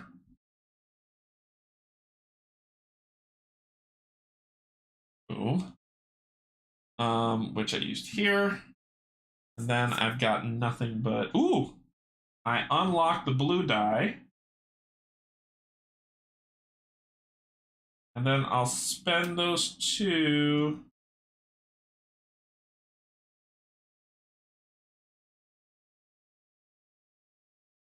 to unlock... I'm going to start unlocking self-assembly routines. 1, 2. And that's that. Alright? So I've got... Now I've unlocked the blue and the green die for myself. War! Raw! War! Advance the development line. So, with war, remember I told you about that line? The development line is the highest place that you've built. Well, the highest place I built is right at the top of the dotted line, so I advance my line. Okay. Then, resolve a war against each neighbor using the section immediately below the development. So what this means when it comes to war, and I'll flip to it in the book for solo. During a war event, the AI strength, what they've been checking off up here, is used for each war where a player has no neighbor. Oh, I'm solo! Look at that! For one player, this means the AI strength is for both wars. The AI strength is equal to the value above the rightmost crossed out icon on the track for the indicated war event. After resolving the war event, draw a line through any unmarked, which means that is them for this phase. So basically, their strength is 4. So, so we look at our sheet of war, and they are on both sides of us attacking. Okay. Well, let's deal with the right side. The right side, which this splits right down the middle, the right side says I only have 2 strength on that line, which means they win and I lose. So I will mark it usually says circle what you have and then draw an arrow at what you got in the win. So something like that. Then we come over to this side. Their strength is 4. Well, I have 1, 2, 3, 4 as well on the left side. So let's see what it says for a tie. After resolving the war event, the AI strength is the same, blah, blah, blah, blah, blah. I think in ties, I win. Yeah, I think in ties, I win, I believe. Some ability, so war events, warfare. Some abilities allow anomaly, blah, blah, blah. A war event triggers 2 wars. Strength totals cannot be changed after step 3 of a war event unless an ability explicitly states otherwise. Players can partially build units during one round and finish building them during another round. They can even, if an effect, users are deployed. If a unit cannot be deployed, blah, blah, blah. I believe when it ties, we both win. But I want to check that. I'm going to check that. I'm holding this up so you can see it while I read. War event cards. Here it is. Compare strength. Each player compares the number in their left strength box to the number in the right strength box of the neighbor to the left and right. If their own strength exceeds the neighbor's strength, they win that war and circle the asset above their left strength. If their own strength is lower than the neighbor's strength, they lose that war and circles the negative effect below their strength. In the case of a tie, the player crosses out both of the left strength box assets. They neither win nor lose the war. So we tied, we don't get either of these, and we cross it out. Okay. It's not a tie. I'm playing it right. So we cross out these two. So he kicked my butt on the right. We tied on the left. And that is that war event. That's how war works. So whenever you're playing, remember the strategy comes in this, and in a solo play, you probably don't see it as strongly. But when you get this game, should you play it on multiplayer? Well, should you play it with 3 to 4 players, and then you get to see the dynamic of how this stuff shakes out. All right, what's next? For the new home. So choose a sheet, read what's on there, and then do the thing. All right, so first I'm gonna check to see if I got any victory points. I haven't crossed out 12 systems. I haven't marked out 12. I haven't expansion. Ooh, expansion. Claim an asset from 4 different planets. Nope, I've only found 1 planet. Then diversified production. Claim 3 commodities of each type. I'm not even there yet. An armada. Build 6 non-infantry units. I've only built 1 PDC and a cruiser. That's 2. So I got 4 more to go for it. So we're not there yet. Okay, so choose the active sheet and spend the cards, spend the resources where necessary. We may need to explore.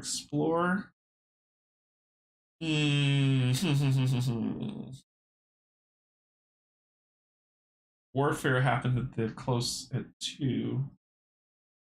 And all my ships are gone. I can build another cruiser.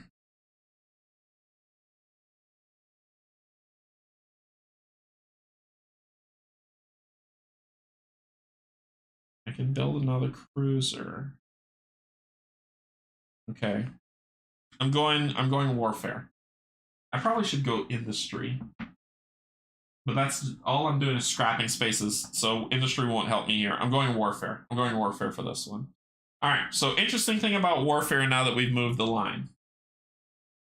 So I want you to notice, and I did mention this in the explanation, you see these red dots that are here? Those are kind of dead spaces. You cannot build your fleet on any of those spaces, so now it becomes a little bit more complicated, and our new line is here, but it becomes a little bit more complicated to build out our fleet when this thing is here with adjacency, right?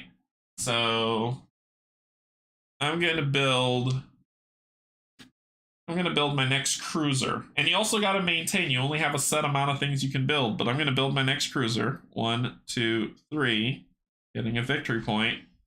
And I'm gonna do 1, 2, 3. That immediately gives me a population on my planet. Cool. And now, speaker rolls the dice, and we deal with it. Remember, now I've unlocked the blue and the green die, so I got stuff. Ooh, that's a cock die. Okay. So I don't have the red dice, so you can have that, so you're gonna get this. It's so stinking close to Mechatol Rex, it's not even funny. And he gets voting didn't happen in we're still in 2. We're still in 2. His votes go up. So now I got stuff. Hey Matthew, what's going on? Welcome. So we're still in warfare. A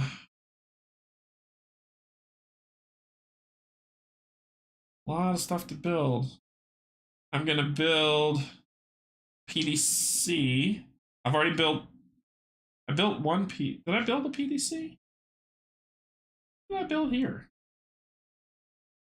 Cruiser, infantry, cruiser. That's what I built. Okay, so I'm gonna build my first PDC. And that's going to be boom, boom, boom, boom. Gotta get stronger for your sorry behind. Then I'm going to, so that was those two that I took off, and then I got these three. I'm going to, I unlocked that symbol, so I'm going to cross off this symbol, and I'm going to unlock the dreadnought. And now I'm going to just do infantries. So 1, 2,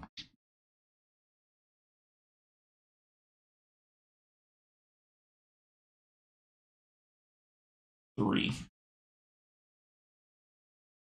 I want both of these victories because it activates my spell, and I get the red die if I win this fight. So that's the end of that round. Next round. The council has called for a vote. Ooh, that's blurry.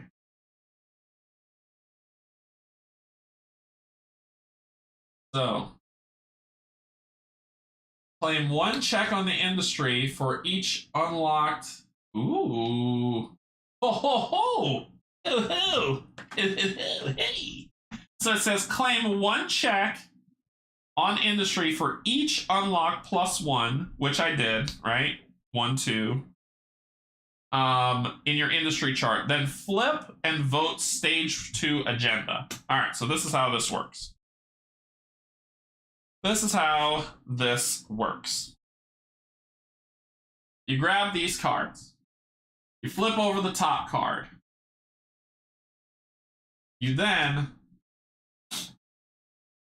look at these. You flip over the top card, and you just show the top, right? The reason why I say this, in a multiplayer game, you flip over the top. You read the pass and the pass and the fail for the technology embargo, then you determine how you're going to vote.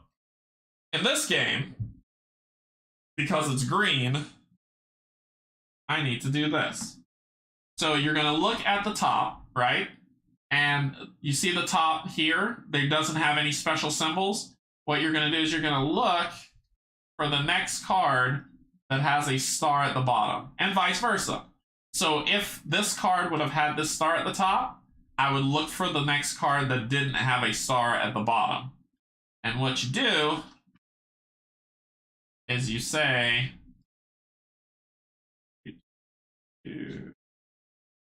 this. You say there's going to be a trade embargo, and this is going to sound really convoluted, but this is how it works. You say there's a trade embargo.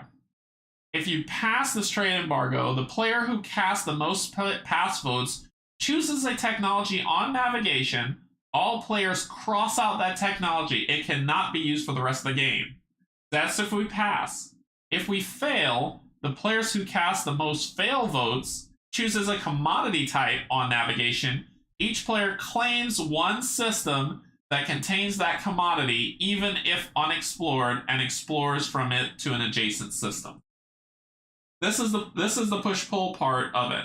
Do you want to pass a trade embargo, or do you want to not pass the trade embargo? In a solo game, it's a binary, right? It's binary. It's yes or no. If I'm gonna fight against this, or if I'm not. I don't mind if I have to cross out a technology. I can cross out integrated economy and be done with it on the navigation board. But the fail sounds like it'll be pretty cool. So the player who casts the most fail votes chooses a commodity type on navigation. Every player, including them, each player claims 1 system that contains that commodity, even if unexplored, and explores from it to an adjacent system. So this is where it's like, oh, well, that seems interesting. How do we want to do with that? Well, I'm actually gonna stay out of that crazy politics and say, I prefer the fail. I want to get a commodity and then explore to an adjacent system that might be worth a damn. So, what I'm looking for. However, the AI needs to do some work. So let's talk about the AI and voting.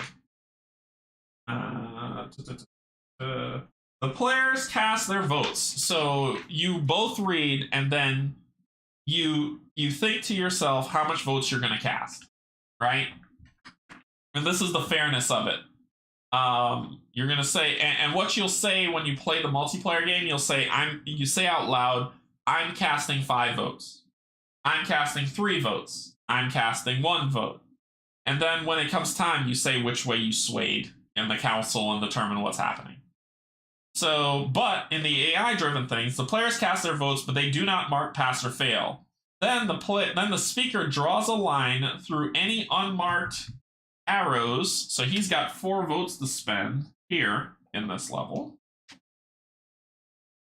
And then they roll 1 black die. So I rolled material. I look on this chart of vote, the chart of vote. Why did my brain just, over here. The chart of vote, and on the material, so it says, then the speaker draws a line through the unmarked, and then they roll 1 black die. The AI casts votes equal to the number above the rightmost crossed out icon on that track. So 0, right? So in the stage,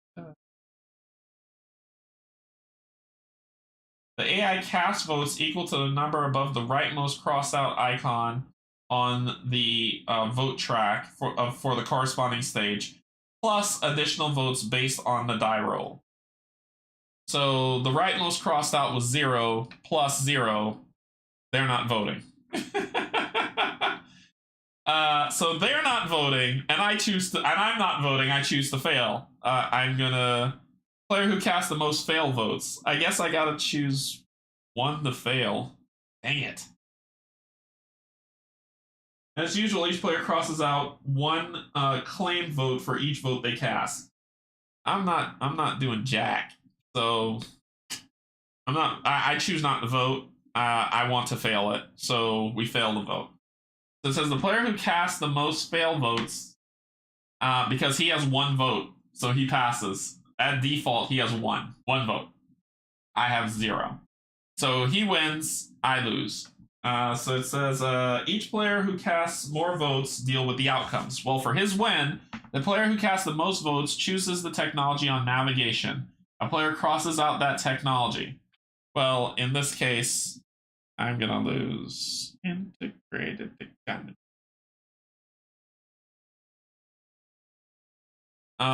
So that's gone from me. But I have the most fail votes, so we get that as well. The player who casts the most fail votes chooses a commodity type on the navigation map, system map, and claims it, and then explores a nearby one. I'm gonna claim. Ooh, that's not a commodity. Dang it! I was gonna claim that, and then I was gonna go for Mechatol Rex because he might get Mechatol Rex this round. I'll claim this commodity, which does me mark that off immediately. And then it says each player claims 1 system that contains that commodity, even if unexplored, and explores from it to an adjacent system. So I'm going to explore to this 4. Voting, done. So that X is crossed off. Should have been circling those votes instead of crossing them off. I should have been circling them, but whatever. So that's it. Round 3. So as you can see, the game's not complicated at all. Strategy. Well, it looks like he's going to claim Mechatol Rex, potentially. The votes on me are not too crazy. I'm more interested in warfare. And I could build another cruiser. So I'm going warfare. But if he doesn't claim Mechatol Rex, I'm going to feel like an idiot if I don't claim it.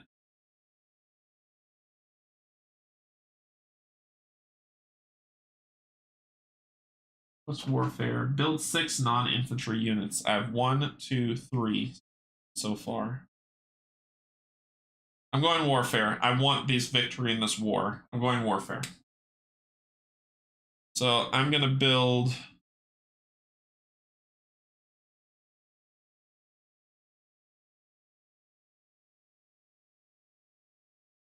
another cruiser. I want this victory. 1, 2, 3. I get another population. Okay, so then we roll the dice and we deal with what comes. I told you he was gonna get it this round. I told you. He claimed Mechatol Rex, so I can't get it.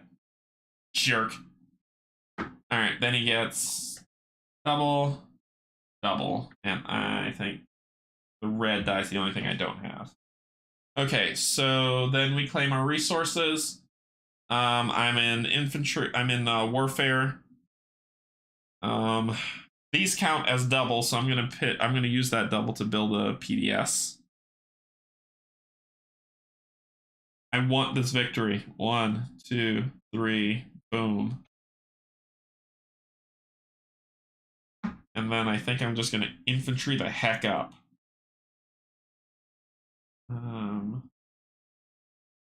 1, 2.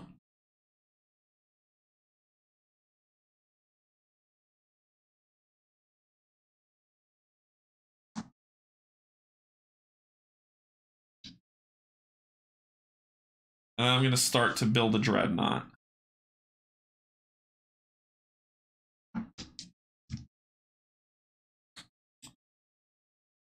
Alright. I told you he was going to claim it. Oh, that's a good thing I didn't go for it. I'd have been so heartbroken.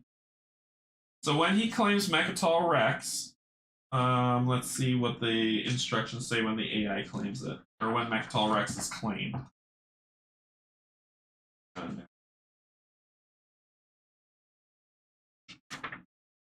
want to make sure I tell you this right. We're doing this the right way. Mechatol Rex sheet. Mechatol Rex is the capital of the fallen Lazax Empire and the home of the Galactic Council. When a player claims the Mechatol Rex system on their navigation sheet, they write their faction's name on the Mechatol Rex sheet in the topmost open slot. They immediately claim the number of votes shown next to the slot by circling votes on their industry sheet. Then they write the number of victory points from that slot into the empty box next to Mechatol Rex. Okay, so we're going to do AI.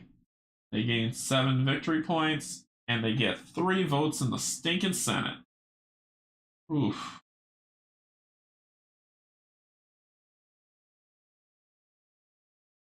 Okay. That's what they get. Now, what they said in the rules, and let me explain this. The reason why they show that sheet is multiple people can claim Mechatol Rex, because it says if multiple players claim the Mechatol system during the same step of a round, they each write their names as usual, but they each gain the reward shown from the highest slot that was written in during that step. If the third and fourth slots are filled during the same step, both of these players gain the 3 victory points and 3 votes. So multiple people can claim Mechatol Rex, but only the first person gets the highest points at the top. So the AI grabbed the top. Okay, cool. Cool. So we went through that. So I can go and try to get to Mechatol Rex, and if I get there, I get the second slot. War! This is what I wanted. I'm gonna make you pay for claiming Mechatol Rex. Advance the development line, because you don't have enough fight in you, you jerk. Advance the line to the topmost, and then resolve the fighting. Oh, what's going on with your fighting? Oh, you've only got 1. You've only got 2. You've only got 2 to fight against me with. That's all you got? I'm gonna kill you. Okay, so 2. I've got 1, 2, 3, 4, 5, 6, 7, 8, 9 on this side. 10. And 1, 2, 3, 4, 5, 6, 7, 8, 9 on that side. I win both. So what do I win? I win the red die. And my ability activates. So when we talk about activating abilities, on your character card, there's this lovely little symbol that's right here. When that symbol procs, this ability happens. So it says, on industry, claim any 2 spaces that contain 1 commodity, not a double commodity. Any 2 spaces, my good man. Any 2 spaces. Well. Any 2 spaces that are a single commodity. Well, I need a blue to gain a trade good. So I'm going to claim... Yeah. I've already unlocked the red and the blue die. I've unlocked all dice now. Any 2 spaces, you say, huh? On industry, claim any 2 spaces that contain 1 commodity, not a double commodity. So I will claim this blue one here. Any 2. That one, which fills out this line that gives me trade good. I will claim...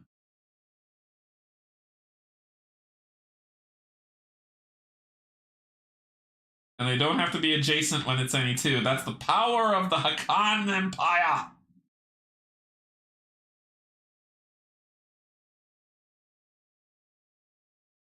I will claim... I'll claim another blue.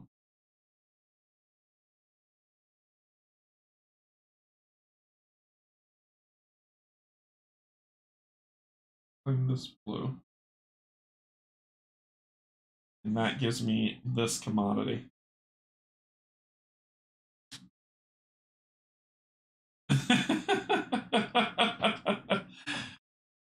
He stole Mechatol Rex from me. He must pay. Alright, so what's next? Another strategy card. So are y'all getting a sense of how this game plays? Like I said, it's not hard, there's just a lot. Alright, so we got what we wanted here. We got what we wanted. So therefore, I'm going exploring this time. Actually, that's not going to help me in any way, is it?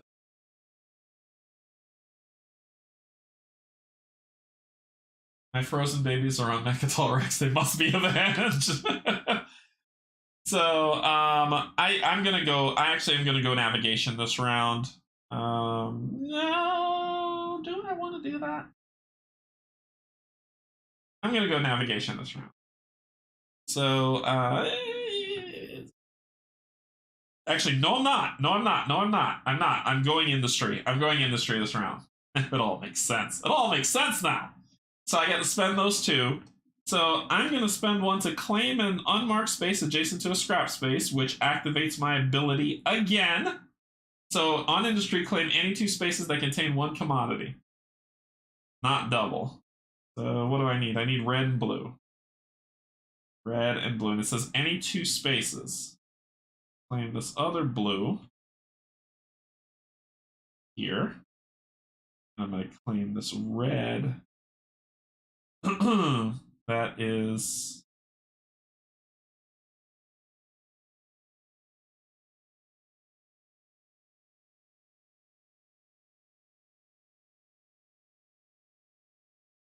Here.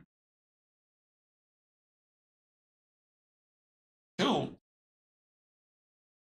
Okay. So that was 1, and then I get to claim another. I'm gonna claim what's next. So now I gotta follow the rules of this garbage. I'm gonna claim this one. This is adjacent to a scrap space. Boom. Okay. All right. So that's that. Then we roll. We roll them dice. Something happened with a bot. Did y'all see a bot or something pop up? I have all the dice unlocked. Okay, so the vote didn't happen yet, but war did. What do we got? Double. We've got And you've gained. That doesn't matter. That doesn't matter. Okay, because war's over. All right, so I get to claim all these resources now that I've unlocked these dice in the industry board. Okay, so now we've got it's so much. So I need these. I want these special tags because I want to start unlocking some big stuff. Some spaces on the grid have a dotted X pattern and a tag showing a specialty asset. These spaces cannot be marked normally. Instead, the player must spend the specialty asset shown in the tag to scrap that space. This can provide quick access to distant sections. So if I want this, I have to scrap. If I want this X, I have to scrap that symbol to do it. I don't have any specialty symbols, so let's do the thing. So scrapping is, so I'm going to use that. I'm going to scrap this space. I'm going to use this to claim a vote in the Senate. I'm going to then use this to scrap this space. And then going to use this, claim this double that's here. So 1. Some lovely, and I did do this, so I did get that. That was 1, 2.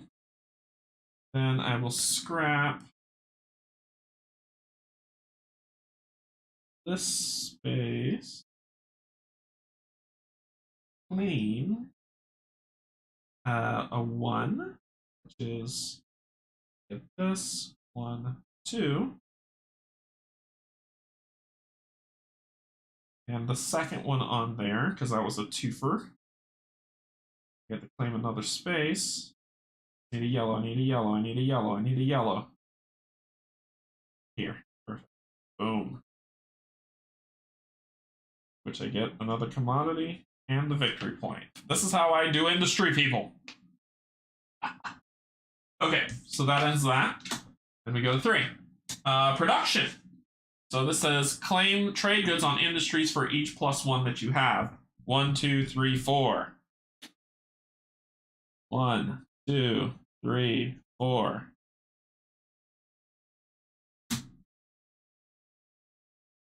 All right, how am I looking for industry on here? Claim 3 commodities of each type of industry. 3 commodities of each type of industry. 1, 2. I'm 1 shy. I just need 1 more yellow. If I get 1 more yellow, I get to claim that victory point. Ooh. Yeah, if I get 1 more yellow. Wait, how much yellows do I have? I have 1, 2. No, I've got 3. 1, 2, 3. I've got it. I've got diversified production. This is now mine. That is now mine. And let's verify how that works. I'm calling it out. 1, 2, 3. I got it. 1, 2, 3. I got it. And 1, 2, 3. I got all 3 of them. So I claim the victory. So I get this to my bonus score. Yep. So what I'll do is for industry scoring, my objective, I gain 3 points for the objective. And then the sheet will tell me how much I add for the subtotal. So this has been claimed. Did I claim anything else? What about Armada? Build 6 non-infantry units. 1, 2, 3, 4, 5. I'm 1 away from claiming the Armada. The expansionist, claim any assets from 4 different planets and or space docks. I've only got 1 planet, so not yet. And collector, I need to visit 12 consecutive systems. 1. Yeah, so it's 1, 2, 3, 4, 5. I'm not there yet. Okay, so I'm close to the Armada getting the Armada points. All right. Let's go. What's next? Strategery. Oh, I mean,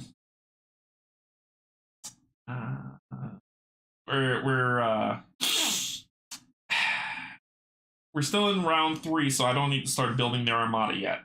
I'm done with that. Let's go exploring.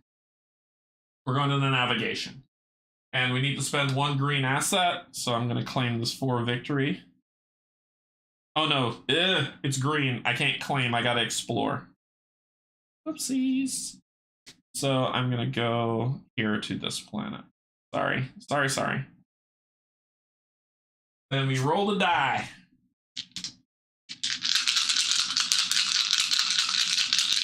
I run industry. You can't take industry from me. You don't know me. Uh-oh. And I said I'm doing exploring. Uh-oh. Navigation card might go bye-bye, and the industry card I don't care about because I've already claimed it. But I've got all these cards unlocked. So let's talk about what this looks like. And we said we were going navigation. So I need to claim stuff with this. I claim this for victory point. I need to claim stuff with this. Oh, actually, we gotta travel. We gotta explore. This is explore. Dang it. This is claim. That's explore. So we're gonna explore. I'm going to Mechatol Rex to get a little bit more points. And then we need 1 more explore. Boom. Then we need a claim, which is this. I gotta use both of them, sorry. So we'll claim Mechatol Rex. Canje gets them 4. Canje gets them 2 votes in the Senate.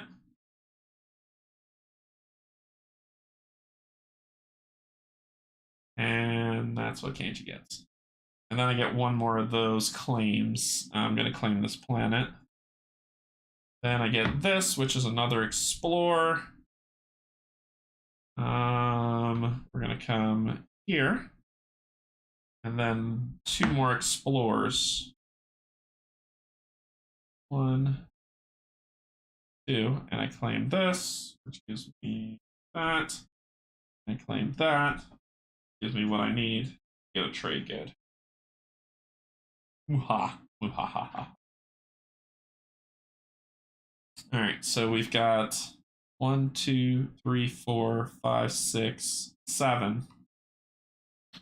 Navigation 1 might not be in our future, but I could get that Armada 1 next round for sure. Okay. Council, time to vote. So it says claim checks on the industry for each unlocked check mark. 1, 2, 3, 4.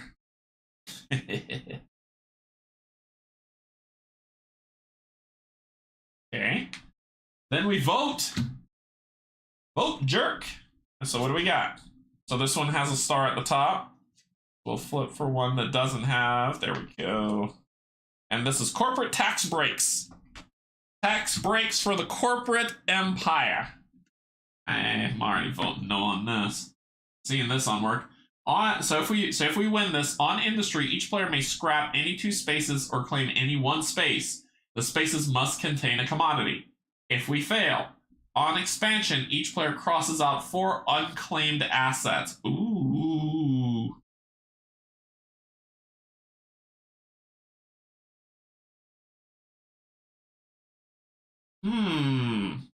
That I don't know about.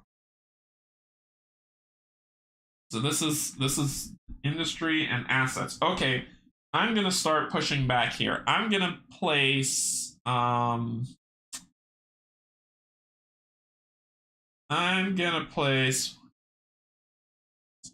gonna do 7 votes. I'm gonna do 7 votes. 2, 3, 4, 5, 6, 7 votes.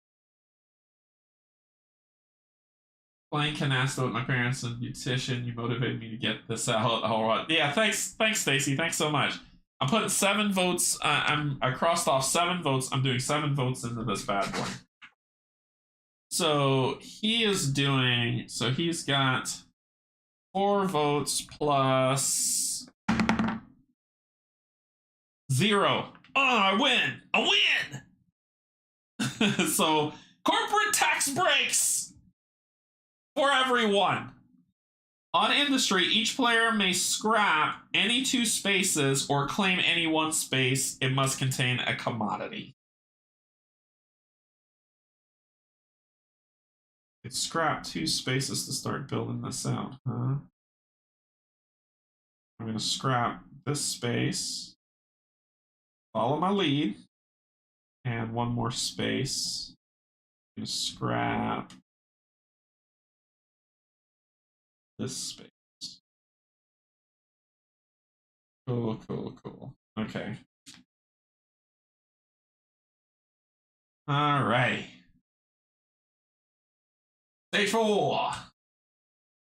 Choose active sheet. Spend what you need to spend. Active sheet. We are in stage 4, so my active sheet's going to be warfare. And I'm going to build 2 PDCs. 1, 2, 3, 1. Claiming me another population. And that would be 1, 2, 3, 4, 5, and 6. Oh yes, I will take Armada now. I'll take that. Thank you. Thank you. So that is what I will claim for my final PDC purchase. Then we're going to roll dice and see what happens. So he can have, I got the 2 I care about. Let's see what you're coming with, son. So you're going with this, which will give you a little bit more voting power, a little bit more planet strength for fighting. So you're at double for expansion and single. Your votes are going up. Okay, so now I said I was doing warfare. So let's finish building this dreadnought, shall we? Get some victory points on there.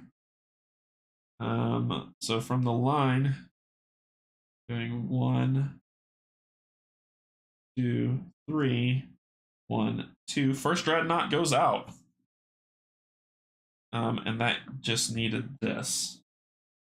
Then can't build another dreadnought. And I don't have that symbol to build a War Sons yet. So looks like we're going all infantry. So here we go. We're doing adjacency. So 1, 2, 3, 4. 1, 2.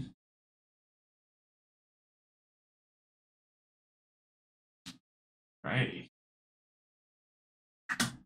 Next up, production. Claim as much. Claim 1 trade good on industry for each unlocked +1 icon in your industry chart. 1, 2, 3, 4, 5.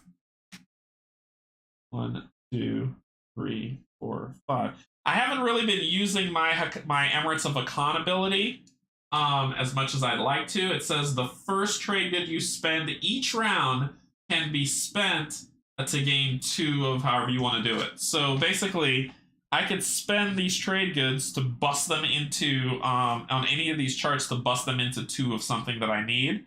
But I haven't done it only because I think I'm okay. I think I'm okay. So there we go.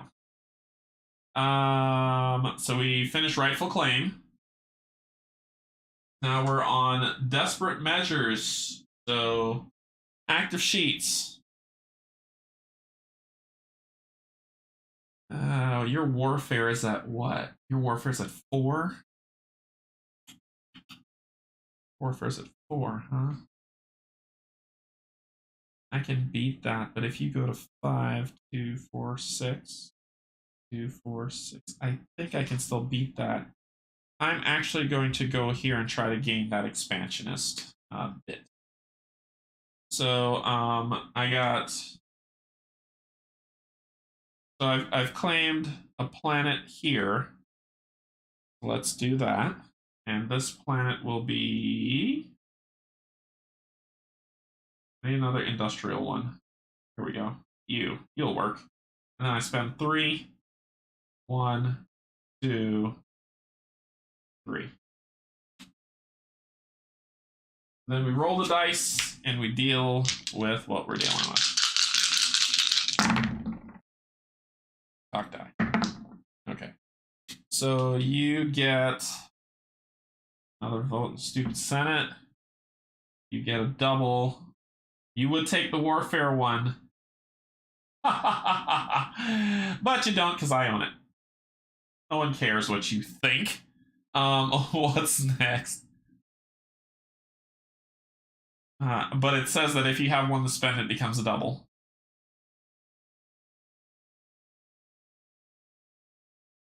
And what is this?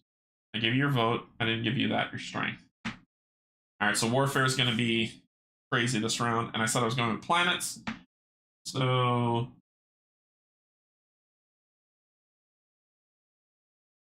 I'm going to research this to gain self-assembly routines per activation. Cross out one unclaimed asset on an unlocked planet to cross out 2 resources icons there.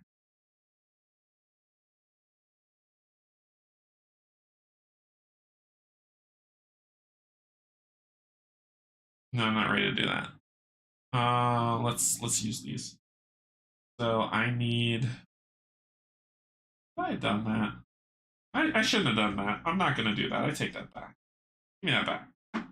Instead, I'm going to do this, spend it here to gain population. I'm then going to spend these 2 to go here, here. Spend this, go here, gain that symbol, which I can use that symbol. Not yet. I can't use that symbol yet, but I will. Then this and this. Or I can use this here to gain another population. And that's that. And then I got the 2. I've only got 1, unfortunately. So I'll just use that one there. That's that. Okay. War! Time for some war! Divide and conquer. Crush your enemies. So we draw the line.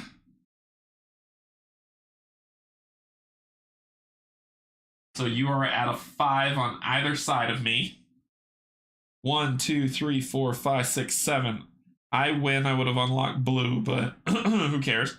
And 1, 2, 3, 4, 5, 6, 7, 8.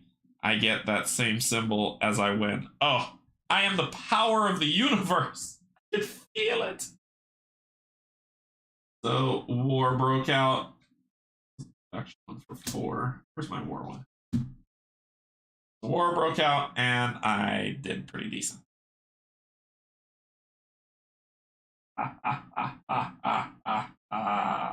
Okay.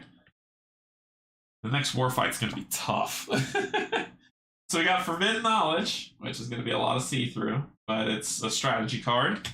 So we aren't in phase 5 yet, so I don't have to deal with war just yet. We're going exploring.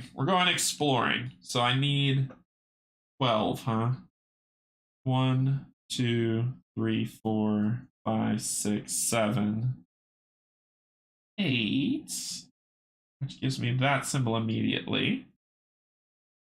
Right, that's explore. That was explore symbol, right? Yep, that's explore. And that symbol on the explore track means neighbor. Representing a neighbor's territory, this asset adds 1 strength to all wars against the neighbor in the direction of that the arrow's pointing. So when we're gonna fight, my good sir, left side I add +1. So this one I'm just gonna write it here. +1 here. Alright, so then we roll the dice and see what happens. So what do y'all think of this game so far? What do y'all think of the game so far? You got doubles. You've got strength doesn't matter anymore, but the voting does matter.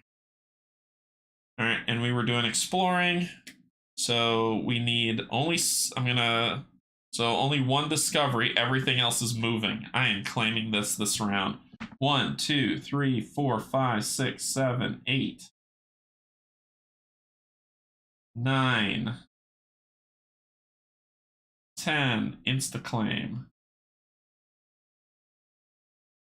11. Can't do anything there. So that was 2.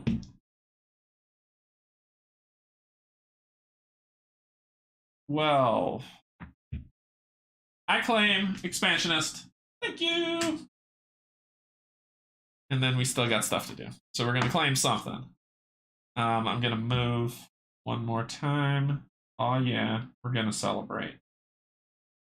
Let's start working on this gravity drive.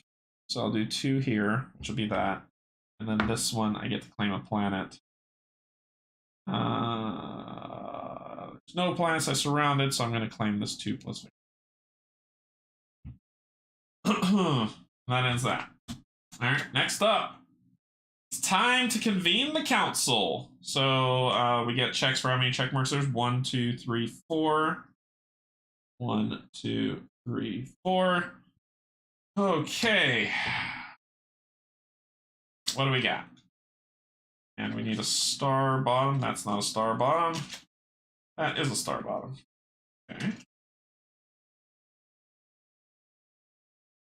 So this one says Piracy Crackdown. The player who casts the most pass votes chooses a unit type. Each player crosses out all victory points associated for that build unit. Oh! Each player claims 1 trade good on industry for every 3 population assets they have claimed. I'm going for the full-on fail on this bad boy. Oh my god, that sucks. The player who casts the most votes chooses a unit type. Each player crosses out all victory points associated for builds of that unit type. I think I have to win this. You're at 6 votes, probably 8. I can tie you. I'm going all in. I'm going all in. I'm voting full 8. And the max you can get is 8. I'm going for the tie. For passing. Roll a die. Come on, baby. Yep, so you got 8, I got 8. Let's see how council ties work. The speaker totals the votes cast for each outcome, and the players resolve the outcome that received the most votes. If the vote was tied, the speaker rolls 1 black die.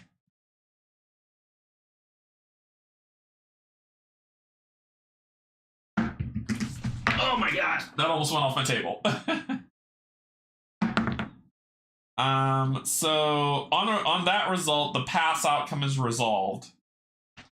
All right, so the player who cast the most votes. But what if it's still tied? Each player crosses. Oh, I see. Dang, I should have gone for the 8 fail, but the pass would have happened anyway. And says the player who casts the most pass votes chooses a unit type. I'm gonna choose the War Suns because I haven't unlocked those yet. So I should have. So basically, it's a upvote or downvote. We will not do piracy crackdowns, or we will. Even if I went against it, it still would have rolled, and that sucked. Blurg. All right.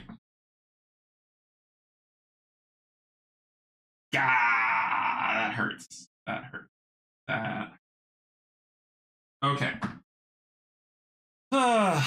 No, War Suns will do nothing for victory points, but they will help us. We can still build them, maybe.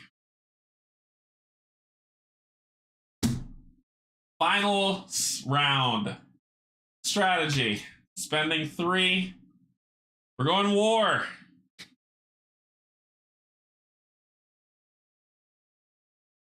I gotta do infantry. Oh, they start off with 4.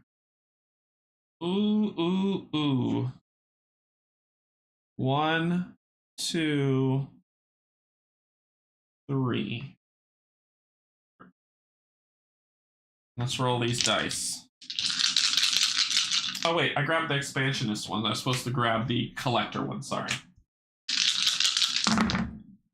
Okay, so one of those equals 2. You got double. And you've got single, but there's no voting anymore. Okay, voting is done. Now it's time for me to spend, and we're in warfare. So we're going to spend that one to definitely build a dreadnought, and we're going to get 2 victory points. So we're doing...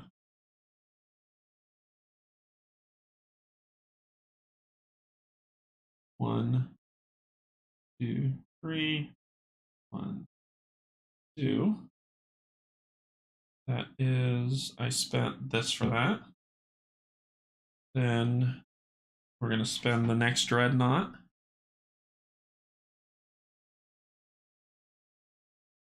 One, 2, 3. 1, 2. That. Do I have that symbol anywhere unlocked? Nope. So I can't. So I need that symbol to build another one. But we're going full infantry on this. So we'll do one. Sorry, one here, one here.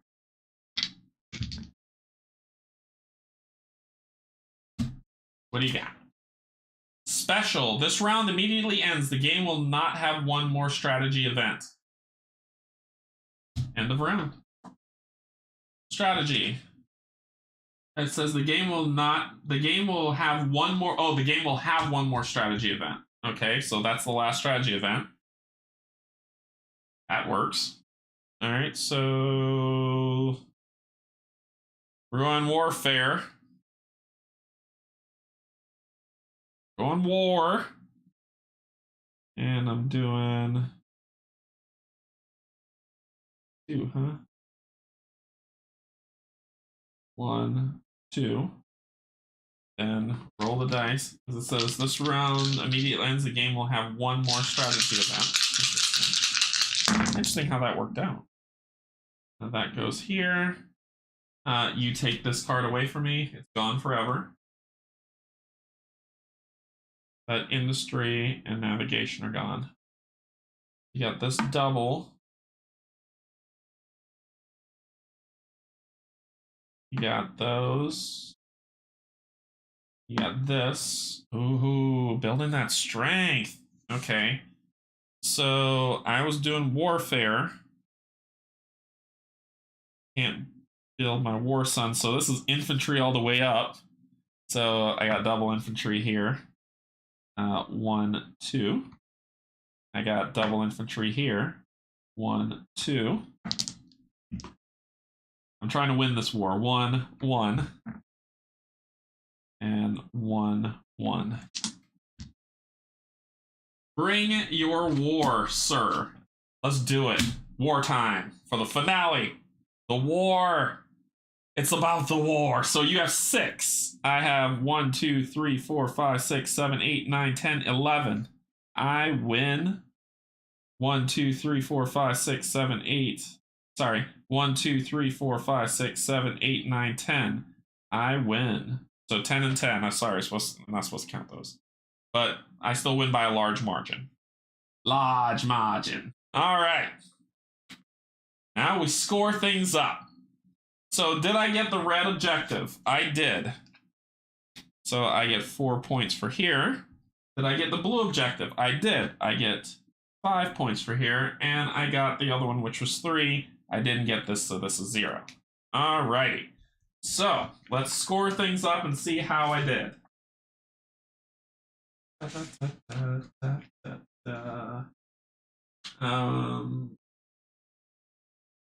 The game ends after the player resolves a throne for the taking event card, which is a stage 5 event card, then the players score their sheets. For each sheet, the player adds up the values of victory points associated they claimed on that sheet and writes the total above earlier. Okay, let's move this out the way so I can zoom in and we do some scoring.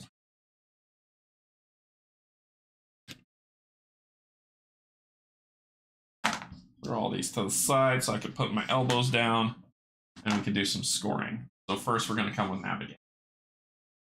All right, so on navigation, the player gained 19 victory points. Earlier, they claimed the navigation objective for 9 points. Okay, so on this, I'm trying to see what this is here. Does it have a symbol that just says 4 in it? Why is it 4?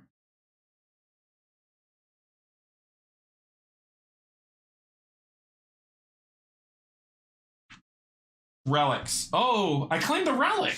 That's what that was. That was a relic. So it's 3 victory points. I didn't do my relic. Play immediately on industry. Claim any 3 spaces or scrap any 5. Let's just move on with this.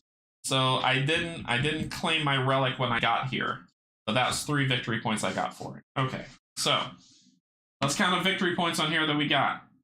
1. So that's 3, 5, 7.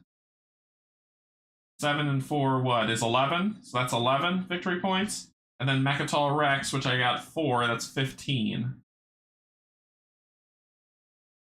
So I got a total of 20 victory points on that sheet. Then we'll go to this one. I didn't get my objective. So victory points are my population. 1, 2, 3, 4, 5, 6, 7, 8. I got 8 victory points on here, so I just got 8 on this sheet. Industry. So on industry,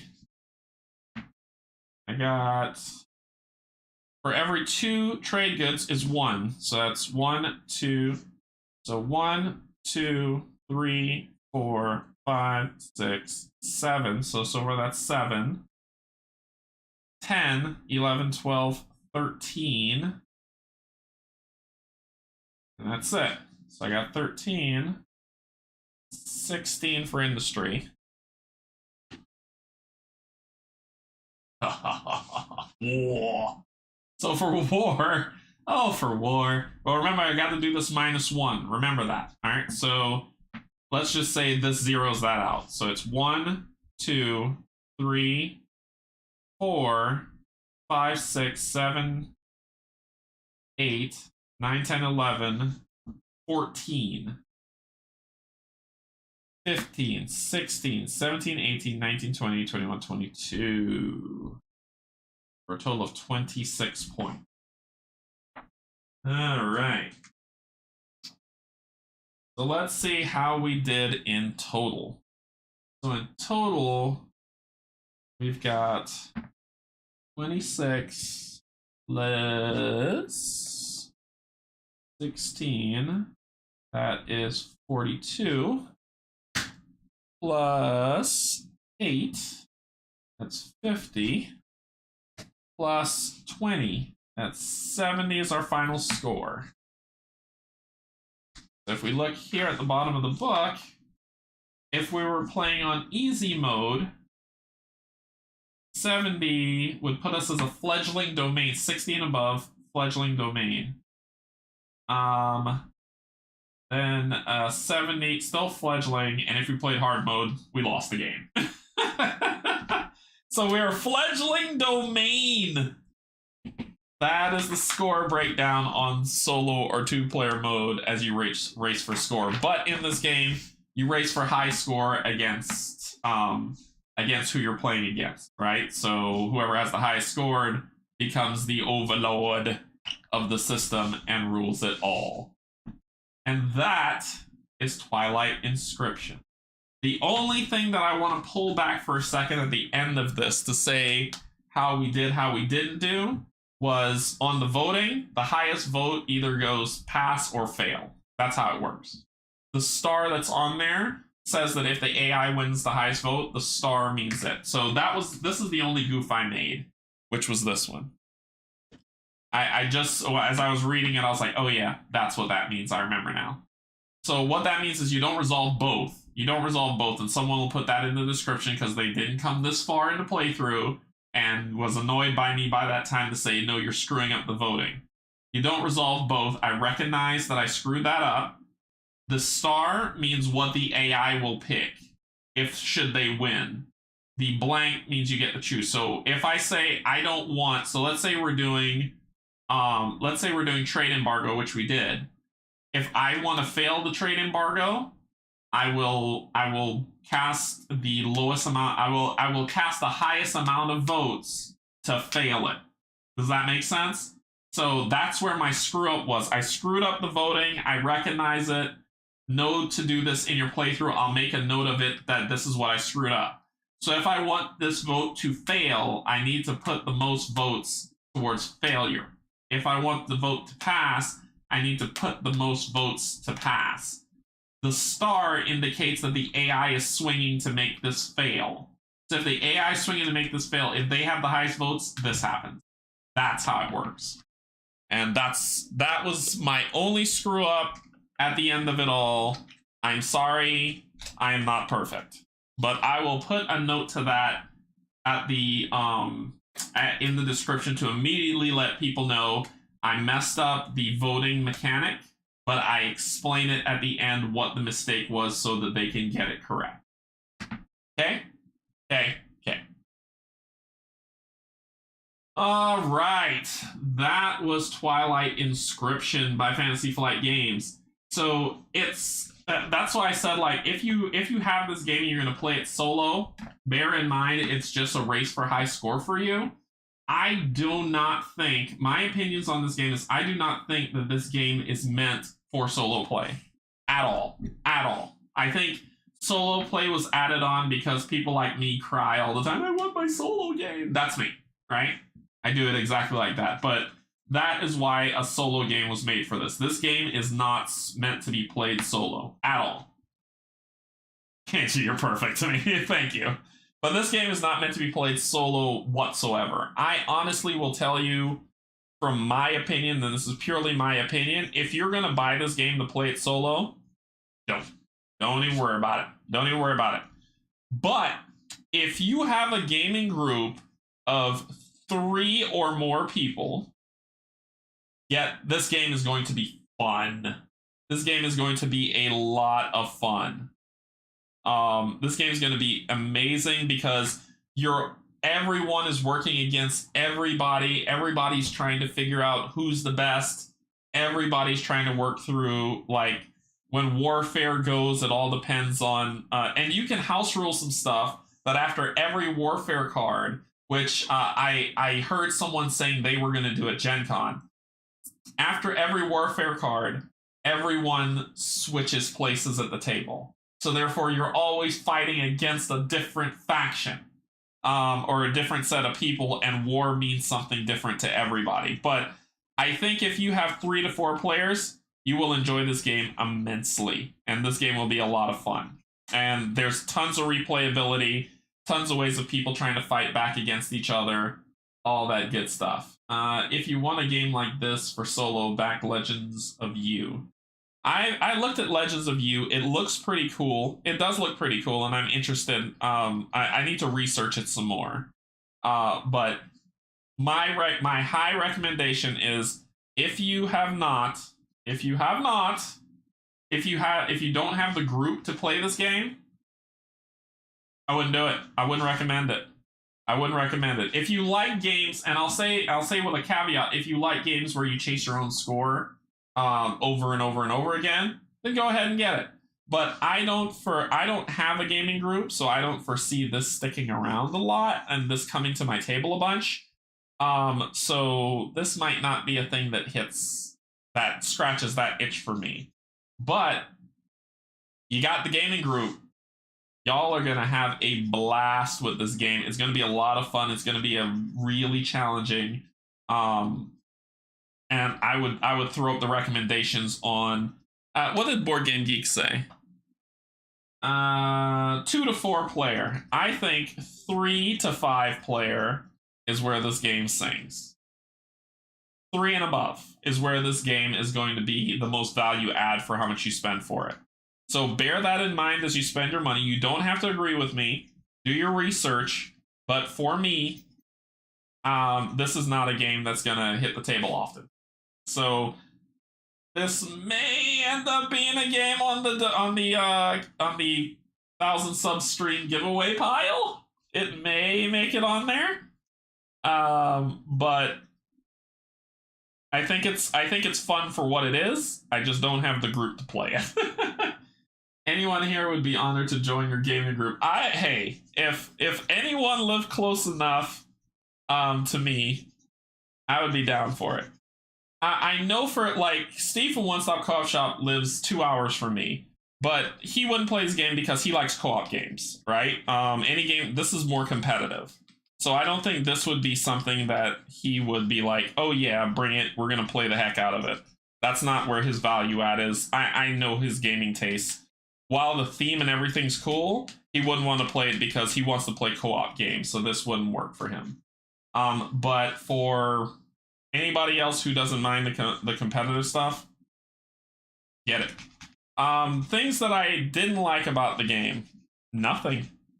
This game is not perfect. It is not, but it is not perfect. I've never played Twilight Imperium, so I have no. I'm erasing while I'm doing this. That's why y'all probably hear a weird sound or see my hand moving. I'm erasing. I don't think that this game is perfect anyway. There's a lot of repetition, but the repetition is in the great gameplay. I think that for what it is, and I've never played Twilight Imperium, I probably never will, because I don't want to spend 10 hours playing a board game. I'd like to spend 10 hours playing multiple board games. But I say that as I did a 6-hour board game playthrough of one game, but that game was fun. So I don't think this game is perfect. I think that people who play it multiplayer will be able to give a better review than I can. But from a solo play mode, this game is going to be impossibly boring after 2 playthroughs. I'm going to have to use water for this. Look at this marker. This thing's like messed up. But I'm going to have to use... I would get bored of this game after 2 playthroughs playing it solo. Because I don't want to race my own score. I prefer to play a game with a mission. Oathsworn's here. Wander's here. Undaunted's here. So I'd rather pull those games. So honestly, I'm gonna be honest. I'm gonna reach out to some content creators and see if they're interested to stream it in their bigger groups and say, hey, I got this copy. Y'all want to check it out? And if all of them say, nah, I don't want it, then this is going on the giveaway pile. But I know some content creators who may be interested, and I'm going to reach out to them and see if they're interested in snagging this from me. And then if they're not, it's going on the giveaway pile. But thanks everybody for joining. That is all I got for today. Too bad I live in Texas. Is that the first Undaunted Normandy? Yes, it is. Why, yes. Why, yes, it is. And I have the solo mode add-on reinforcements to play it with. So I'll talk all about that when that stream happens, but it's coming. All right. So that's all I got for today. It's been a long week of streams, and I hope you've enjoyed all of it, but we're not done yet. So what's coming up? Tomorrow I'm painting with Barrett on his channel, Meet Me at the Table. I'll be painting the Broodmother from Oathsworn, so I need to prime it today, and then I'll be painting the Broodmother tomorrow. What else? I need to reach out to Barrett to find out where the little baby rats are. If they're in the Broodmother box, then that's fine. If not, he needs to tell me because I don't want any spoilers on what's in the other boxes. Tuesday, Marvel United, and then I'm playing Robinson Crusoe, the third scenario. I'm really enjoying that game, so I'm keeping it going.